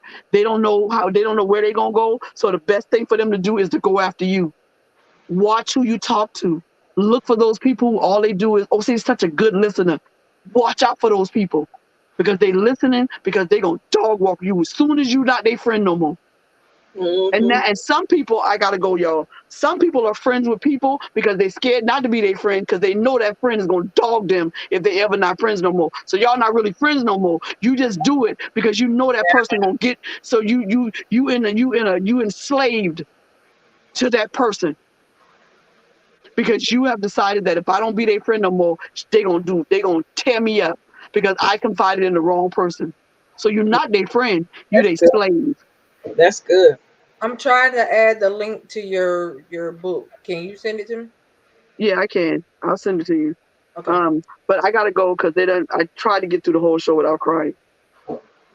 But I would love for everyone to join me back on next Tuesday. I usually don't know what God is gonna give me until the day before or the morning of. I don't know why he do it that way because I want to study, but I think the reason he does it is so that it won't be rehearsed, and I have to find the words that are coming out of my mouth are usually not mine, and I'm surprised by most of the stuff that I don't know why I told you I was in love with a girl.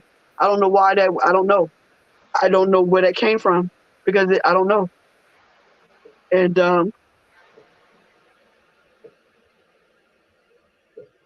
I understand that in my vulnerability, it's gonna help somebody. Because I wasn't molested to tell everybody that I came out victorious. I wasn't raped for that. I wasn't beat by a man for that. None of that. You know why? Why I went through that? Because somebody gonna see this broadcast and they gonna learn how to fight and tell the nigga no, don't touch me no more.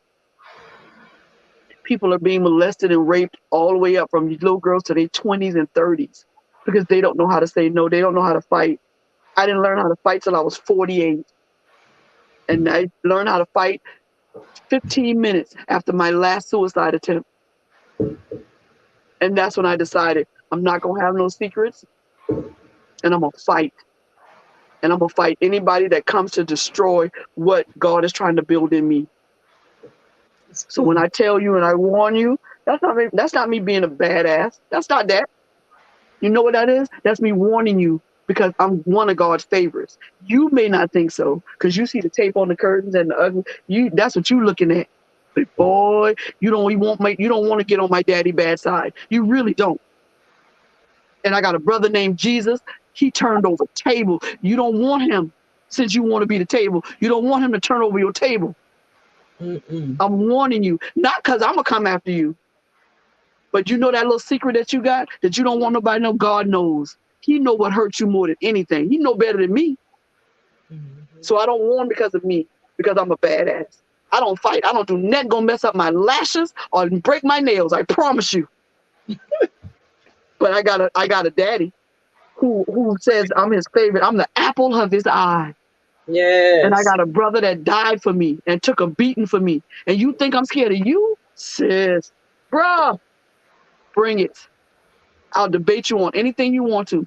Just give me a day to go through, get me some notes together and learn about whatever we're talking about. And then watch God move. Because the only reason I'm present in this moment is because of God. Amen. The only reason that I have not lost my mind is because of God. And everything that I have, can't nobody say if it wasn't for me. She wouldn't. It's all God. The car, the place, even though I don't like it, it's still my place. It's mine. I can turn the key whenever I want to. Hallelujah. And so everything that I have, I worked hard for. I worked for it. I've lost everything, and then I looked around at that closet. You know what I asked God for last year when I was sleeping on that girl floor? A closet. That's how simple prayer is. And that's how good God is. That's a closet where I can hang my clothes. I didn't have to live out no box. Mm-hmm. Do you understand where I was at? I thought I was going to die. My mama just died of what they just told me I had. And then they tell me they're going to take my breast. Nobody knows the turmoil in your head when God tells you he loves you, but then he allows the devil to bring suffering. It's almost, that's why people say it's contradictory, but it's not. Religion contradicts itself, not a relationship with God. The relationship with God is not contradictory. It is a sword that cuts both ways. You got negative and positive, just like all things work in life. Mm-hmm. And if you don't get yourself together and be accountable for the things that are going on in your life and face up to the demons that are trying to leave you locked up in a closet. My husband left me first time I was in a closet for a week. I only came out to pee. And my mind broke because I could not imagine anything else but being his wife. He called me fat and ugly and stupid. And once I shook that off, I heard myself in the dark say one word. I heard myself say Jesus. That one word. I got up and cleaned myself off, did what I had to do, went to college, got a master's. I drive a truck now. I am federally ordained to drive a 72-foot truck. And I can back it up better than anybody. That's stupid. And I lost the weight. And I got niggas calling even with no boobs and all of that. You know why? Because I am the greatest. And you can debate that too if you want to. But I'm the GOAT. I'm the greatest of all time in my little fenced-in area. I'm my goals. I don't have nobody else's relationship with God or whoever. They're not my goals. I'm my own goals. Every day I got to reach a goal to become better than the girl who was yesterday. And you have to do the same thing. But the only way that you're going to be able to do this, I know I said I was going to go, but I can't. And the only way that you're going to be able to do this is to be accountable. That's right. You gotta face the lies you told and say, I lied. I told my apostle that one time. I said, I lied. That wasn't the truth. Or I'll tell her something else. And she said, why you? I said, because I have to be, I'm in a different place. I gotta be accountable. Because you know what I told God last year? Don't let me die. Not like this. Don't let me die like this. I'll do whatever you tell me to do. Because I did not want to die like this without having made any impact on anybody else's life. I may not be able to reach my sisters because she doesn't speak to me, or my nephews or whatever. But I tell you this, that boy probably ate the best meal he ever ate in a long time since my mama died. And you know what that means? It means I was right. You gonna need me before I need you. I swear on God, I swear on everything I love. You gonna need me before I need you. And that's just how life is. And you have to remember that when people dog you, or they try to dog walk you, or they try to put you down. It may not come right now, and it may be my children, but you're going to need something from this line before I need you. Because my daddy does not lie. My brother don't lie. And he going to come to my rescue every single time. I worked for the nigga the other day. That boy gave me $106. And then after a while, he thought about it and gave me the rest. He was a liar. I quit my job to go to that job. And I'm trying to catch up. I'm dodging the rent lady. This me being transparent. I texting her and telling her that I'm going to have it, hoping to God I have it. Because I believe that I heard God's voice. And I'm not going to change that. I'm not going to say maybe I did. I'm not going to do that. I'm not going to discount my relationship with God. And so now I got another job. And it came just like that. And then 3 more came. I had a choice. And you telling me God ain't what? Because I say some curse words? Listen, be accountable for yourself. You are If you are the problem, look yourself in the mirror. And I do it all the time. I look at myself and I tell myself off all the time. You shouldn't have said that to such and such. You hurt their feelings, and all the time. Or I tell myself, why you so hard on yourself? Nobody care about any of that. What you rushing to cook for? Why you have to keep the house? You ain't got to sweep every day. Ain't nobody coming over here. Why you have to be perfect like that? Why you gotta always dress? Because it doesn't matter how you look or how you dress or whatever. Well, you know what God gonna ask me? Did you know that your neighbor didn't eat today? Why you didn't give that lady that $5? Why you walk past your nephew like that? Because I was gonna walk past this nigga. The things they did and said about me in the street, I almost did it. But that ain't me no more. You know why? Because I ain't got that hair no more. I don't have those breasts no more. God broke me down to the floor. You understand me? To the floor. So I lost everything. And was so broke I had to put it in somebody else's garage.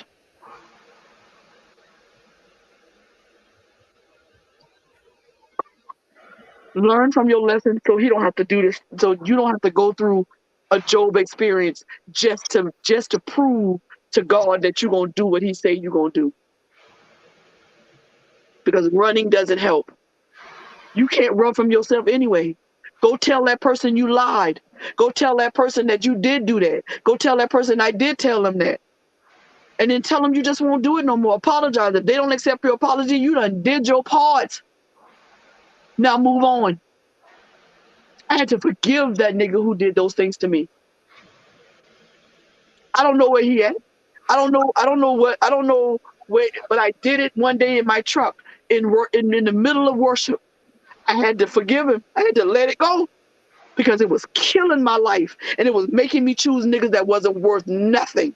And it was making me feel like this is all I'm ever going to deserve. This all I'm going to get. So you keep on getting them niggas like that because you're not going to be able to get nobody else. Ain't nobody else going to want you. And this was when I had the hair and I thought I was something. The devil will have you so twist up and mess up in your own mess. You ain't going to know how to get out. Let me tell you how to get out. Accountability. And being truthfully you. This is me. This is how I talk all the time. This is how I am all the time. Okay, so the lashes and the eyes, I change them all the time. Don't judge me. The lashes, I think, make me pretty, and I change my eye color every week. But this is me, and I do what I do to make me happy. You can talk about my lashes look like little birds. I don't care. I do what makes me feel pretty. That's what I do, because this depresses me. My hands and feet turning black 2 and 3 times a day. Doing this is because I'm upset and because I wish it was still there. I still forget when I go in the store. Sometimes I go in the bra section because sometimes I'm so into my own life, I forget I don't have no more. But that's how God wants us to be when it comes down to forgiving other people and forgiving ourselves. He wants you to be so into yourself and into your life that you forget all of the things that you think that God is holding over your head. It ain't God. It's you and the jackass that you confided in that's holding it over your head. People who remind you of your mess, you need to get out of your life. That's right. Because they're not. Thank you so much, Kamala. I can't say your name because y'all got me in my feelings. Tried to do a show without crying, but I cry because I'm full, and I cry because I know that I've emptied out everything that God has told me to do, and it was hard. And y'all think I don't know if y'all think I'm joking. Most of the stuff that comes out of my mouth that I don't read or that I haven't studied, I don't realize it's gonna come out my mouth. I didn't realize I was gonna say all that stuff about myself. I was like, let them read the book. You feel me? But I feel so clean right now. I feel so good right now. I did what I thought I was failing my mama because I couldn't find my nephews or my niece or my brothers. But now I see God going to reveal them to me when he's ready and when they ready. He looked so bad, y'all. He ain't even 21 yet, 22, and he's already a junkie. But I bet you that was the best meal he had in a long time. And I cooked it just like my mama would, smothered pork chop and rice. Because the people who dog you like that, they gonna need you. It says, I was about to say the same thing. She is absolutely beautiful. See yourself the way God sees you, for you're truly the apple of his eye. And Felicia, you are right. I think a lot of people forget everything he made is good. Exactly. And God didn't use no big fancy words, awesome and stupendous. And that man said 4 letters. He looked at the earth and said, oh, that's good. And if that word is good enough for God, why wouldn't it be good enough for you? Just do good. Treat people the way you want to be treated. And if they don't learn the lesson, then step off. Because you have to teach. The way people treat you is how you taught them to treat you. You taught them that because you left the dang gate open. You taught them that. Your children curse you out. You taught them that because you didn't knock their teeth out the first time they did it. Your husband, and I'm not throwing shade at nobody. My husband did it to me too. He had 5 children in our marriage, and I stayed. He cheats because you didn't stop it the first time. You didn't put your foot down because you figured, oh, he gonna do better. No, he ain't. No, he ain't. Because you just taught him, I'm gonna let you get away with that. Now, if you stay with him, there are things that need to be done. First of all, it'll be you and lotion for the next 6 months. Yeah. There gotta be consequences to whatever. You want to be home them nights out with the niggas? Nope. You're gonna have to spend quality time. And I bet you we going on a vacation somewhere, just me and you to talk. I don't care if it's in the middle of the woods. There have to be consequences. But if you don't put your foot down, people gonna continue to. People been dogging me. They do it because I taught them to. That I'm always available. Mm-hmm. And as soon as I became unavailable, oh, she done changed. She not the same person. She done get a big head or this, that, and the other. No, I didn't. I just learned that I have boundaries, and you tried to cross it, and now you out side the gate with no key and no blueprint. I love that blueprint analogy. I love that. We are made in his image. You can't leave the gate. Oh, you better say so. You gave him approval to exactly. You've given them approval to come in. You didn't stop them. You didn't. I don't know why these African men come on this thing and try to go into a private chat room with me. They don't want none of this smoke. But you give people treat you the way that you taught them to treat you. And unless your children do the same thing, you teach your children how to act and how to do. Then why would you not do that to a person that's outside of that realm? Why would you not teach them how to treat you so that when they step over those boundaries and they keep doing it, then okay, you're not a loyal friend. You're not a friend because you acting like you can't. You keep taking this test and you keep failing. Are you just not studying? Are you not listening to me? No, you don't care enough to treat me in the way that I've taught you to treat me. You need special approval to have access to me now. Exactly. You better have, just like the immigrants, where your green card at? You got a passport? And before we get into any of this friendship stuff, I need to do a sled check. I need to go and sled check. I don't mean the government sled check. I mean, get on my knees. I need to talk to the ultimate background checker. Coach Fee, did you want this in the main chat? You muted. You on mute, darling. Oh, you know what? Yeah. Okay. I'll put it in there. Okay, thank you. But I have enjoyed Coach Fee.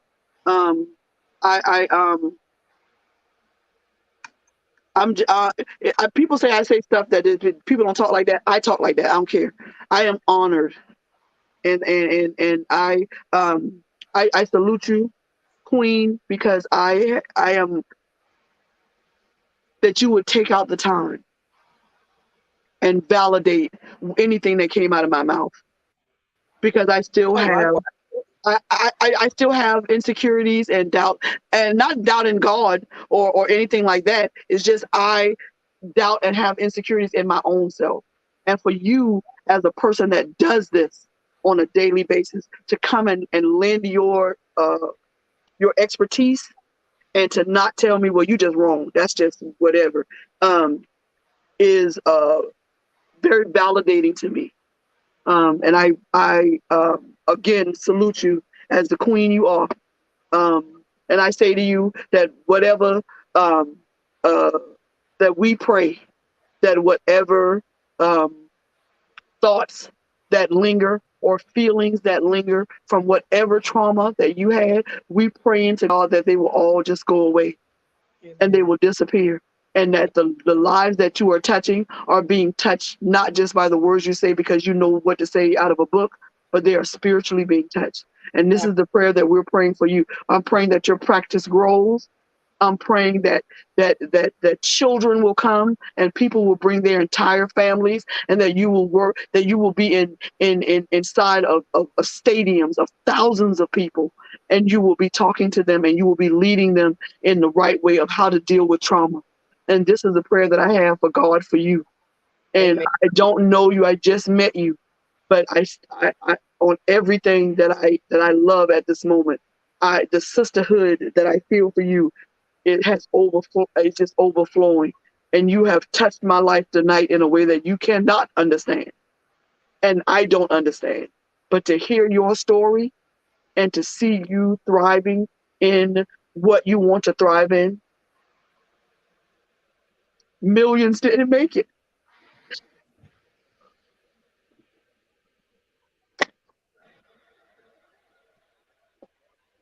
Millions didn't make it. And we did. The Bible said you can touch the body, but they didn't touch our soul.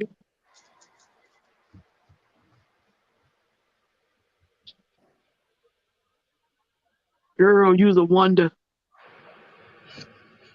You's a wonder. Yes. Coco, please read that because I can't. All right. So Coach B, she said, choose life, choose you. My life and my story is hidden from no one. When I'm led to share, I'm very transparent. The reason why is because people are talking anyway about the very things we try to hide. Sometimes those things can torment us because we live in shame, oftentimes that does not even belong to us. I am not a repeat, not a victim. Although I have been victimized many times, I am an overcomer. I have overcame being raped. I have overcame being a domestic violence situation, and it cut off. So I don't know what was said. Yeah. Oh, hold on. Oh, I didn't send the whole thing. Hold on, let me pull it up. Yeah, because that is beautiful right there. Woo, let me get my glasses.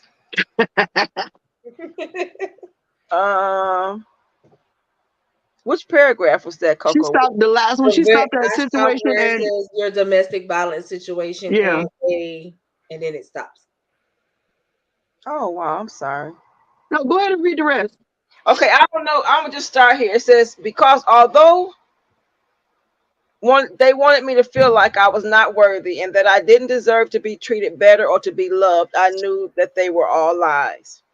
I knew that I was dearly and fearfully and wonderfully made. I knew that I was an heir and joint heir with Jesus. I knew that God loved me and had a plan for my life. I knew that I was worthy enough for Jesus to make the ultimate sacrifice for me and die on the cross so that my own sins, I'm not perfect, I'm forgiven, could be forgiven and I could rise. I knew that that was not God, what God said about me. So I started loving me enough to realize that I deserve better and to forgive myself for accepting the things I didn't deserve and to begin again. That's not all of the trauma that I have experienced, but that's what I'm led to share right now. Trauma comes to us all. I've truly learned that it's not what happens to us, but what we allow to happen, when we allow what happened to us to do something in us. I choose to reject it all, to cast down those imaginations and every high thing, and to see me how God sees me. Then I had to do something about it, because we can believe all day, but nothing happens until we make it happen. God had given us the power and the authority, as well as choices, and I choose life. Tired of settling for way less than what I was worthy of as a king's kid, as an heir and joint heir with Jesus. As hard as that journey was, I have never experienced the peace I got when I finally chose me. Yes, Hunty, his peace really does surpass all understanding. And I would never exchange his peace in my life or sacrifice the freedom that he has given me again. I refuse to be a victim. Did I experience anger, shame, resentment, fear? Yes, that and so much more. But I chose to face them all so that I could overcome them. Once I got free, I refused to go back into bondage. I knew I had done nothing wrong to deserve any of it, despite the enemy trying to make us think it. We do not. We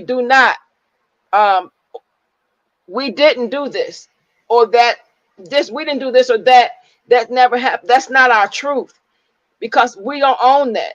Remember, he is the father of lies, and no matter what he says to you, you must cast it down. Every imagination and every high thing that tries to exalt itself above what we know the word of God says about us. First, we must choose life. We have to choose life. Read Deuteronomy 30:15-20, and do what we have to do to keep our peace. We must set boundaries and know that it's okay to say no. Without boundaries, people will do and say whatever they want. Stop all the madness in your life by simply setting boundaries now. You will meet resistance and you may even lose some people, but that's okay. Remember that we teach people how to treat us by accepting what they say or do. We have to stop accepting things that we don't like and things that make us less than who we see ourselves as, and not allow people to place us in boxes. Perfect. So while you were reading that, God told me something that I don't want to do, because every time I try to do something, nobody shows up. Well, I gotta go. But I love y'all. I'm gonna do it anyway. Love you. I'm done. Y'all finished. Don't stop, because I gotta go. Love y'all. All right, I'll tell you about this tomorrow. Okay. But October is National Cancer Month. But I was gonna have a celebration during that time anyway, an event. But now he has changed it, and I have to have I'm gonna have a conference. And I need you to be one of my speakers. This is the crazy thing. I have no idea what he wants me to call it. I know it's going to be the weekend of my birthday, and I know that I will have 5 speakers, and you're one of them. And that's all I know. He hasn't told me anything else. So Coco will give me all of your logistics. And where do you live? Michigan. Okay. Oh Lord, how are we gonna get you here? But we'll figure something out. That's a long way away, and it gives everybody a chance to get themselves together and all of that. But yeah, Michigan is. We'll pick you up from the airport, and we'll make sure that we can help you with the finances to get here. God is gonna make a way. I don't know what he's doing. I have no clue. But this right here and what you talked about, that's a whole conference. Mm-hmm. And there are, my apostle will be a speaker, but there are 2 more women that are going to come out of the woodwork, and it's going to be on this particular thing. And I have no idea. She has a thing that she has. It's called "It Hurts Too Bad to Talk About It," and all of this just goes together. And so let me get off this thing and go do something with myself, because I'm so discombobulated. I don't even know whether I want to lay down or walk or scream or just put on some John P. Key and just shout in here. But either way, the neighbors are going to be disturbed. Let's just put it that way. Thank you so much. Thank everybody for coming. Thank my best one of my best friends from high school, Tara, for coming. Thank Felicia for coming. I think I'm trying to go down and think. Oh, caramel latte, honey. Put a little cinnamon on top. Hey, thank you, Felicia, for coming. Oh, somebody else came and I hadn't seen them in a while. But yeah, I thank everybody for coming and joining us. Fred, that's my engineer. That's my baby. All right, Fred. Hey. But I think everybody that came on, I think I missed somebody, and I apologize. I'm sorry. But we're out of here. This is the second time I've had a show that went over 3 hours when I said I didn't even want to come do the show. And I think that's why. That's how you know that it's God, when it gels together and flows like that. So we'll be getting back with you more on this conference that I just talked about, because I forgot I was on air, and I'm all in this lady business. So I have to talk to her. So I'm sorry. I literally forgot we on the live radio stuff. Well, we on the thing. Thank you so much. If anybody has any questions or they want to expound on anything that was said tonight and make it into another show, let's do that. As long as it's not about the fluid and LGBTQRS FVP people, I'm not ready for that yet. But anything else we talked about within the subject of accountability, if you have anything you want to make it another show, let's do that. And just meet me in the just come into my DMs and let me know, and we'll study on it. And hopefully Coach Fee will not be busy and she can come back, and maybe we'll have some other people come back. Maybe Krisha will talk next time. At least she showed her face this time. We're making progress. All right, so go get the book. Amazon. It's called Mom. It's only $10.99 and $7.99 as an ebook. Get some merch. They tell me I don't do this enough, but anyway, it's the merch. It's cute. It says Uppity Negro, and I can design it in any design you want. I have pants. I got my own website, so go to uppitynegro.store and get you some merchandise. I even do. I can reach. I even have. I don't know what. I think these are the Maxine Waters. I even have Uppity Negro lashes. Good times. I got it, and a little pin to go with. Listen, I'm trying to do some stuff, because there's plenty of Uppity Negroes out here, and people acting like they're not. But anyway, so thank y'all so much for coming. Thank you for staying for 3 hours. Good God, who talks that long? Me. So appreciate y'all.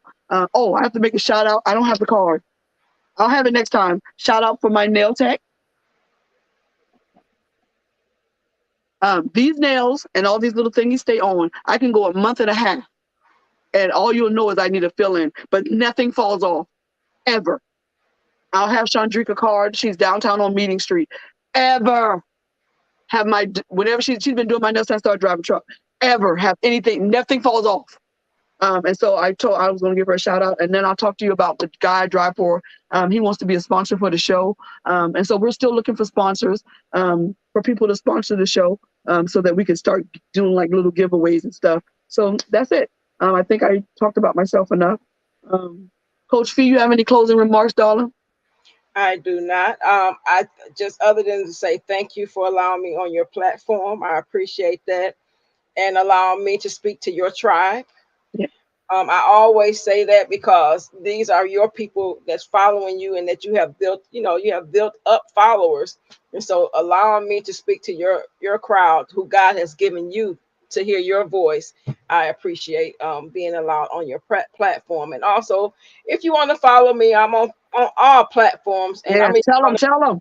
I'll be either Coach Fee or Felicia Rochelle Donald Coleman, or Felicia Donald Coleman. One of those. You can find me on social media. And if you have if you're going through trauma, or you've had trauma and you haven't had anyone to speak to, find a sister. Coach Fee, you heard what she has to say, and if you liked what she has to say, I think everybody agreed with the things go see her, become a client, do what you got to do to get yourself together and buckle your, because I promise you, the next time I go through something, I'm gonna call her. Amen. So let's uplift, and listen, these things are not free. Don't play with her. She has earned all of this, and her fee is her fee. That's how much she charged. We don't do discounts unless she chooses to. Amen. So this is not the hookup. She got bills to pay just like everybody else. So please don't start with that. We don't hook up when it comes down to business. And I don't like that know your worth, because you don't know your own worth. Diamonds don't know their own worth. Somebody tell them. You know how you show somebody their worth? You pay for what they do. Whole nother Amen. show. I'm done. So bye, y'all. Thank y'all so much for keeping me company. I'm going to my kitchen to eat me some. I made Alfredo, shrimp Alfredo with asparagus. It's freaking delicious because I'm getting my taste buds back. Y'all just don't understand. Not having no taste for almost over a year. It's starting to come back a little bit. And now I'm showing off a little bit. So love y'all. See y'all next Tuesday. We have no idea what we're talking about, which is great. Unless you give me some ideas during the week. Let's do that. All right. Good night, everybody. Good night. Peace out.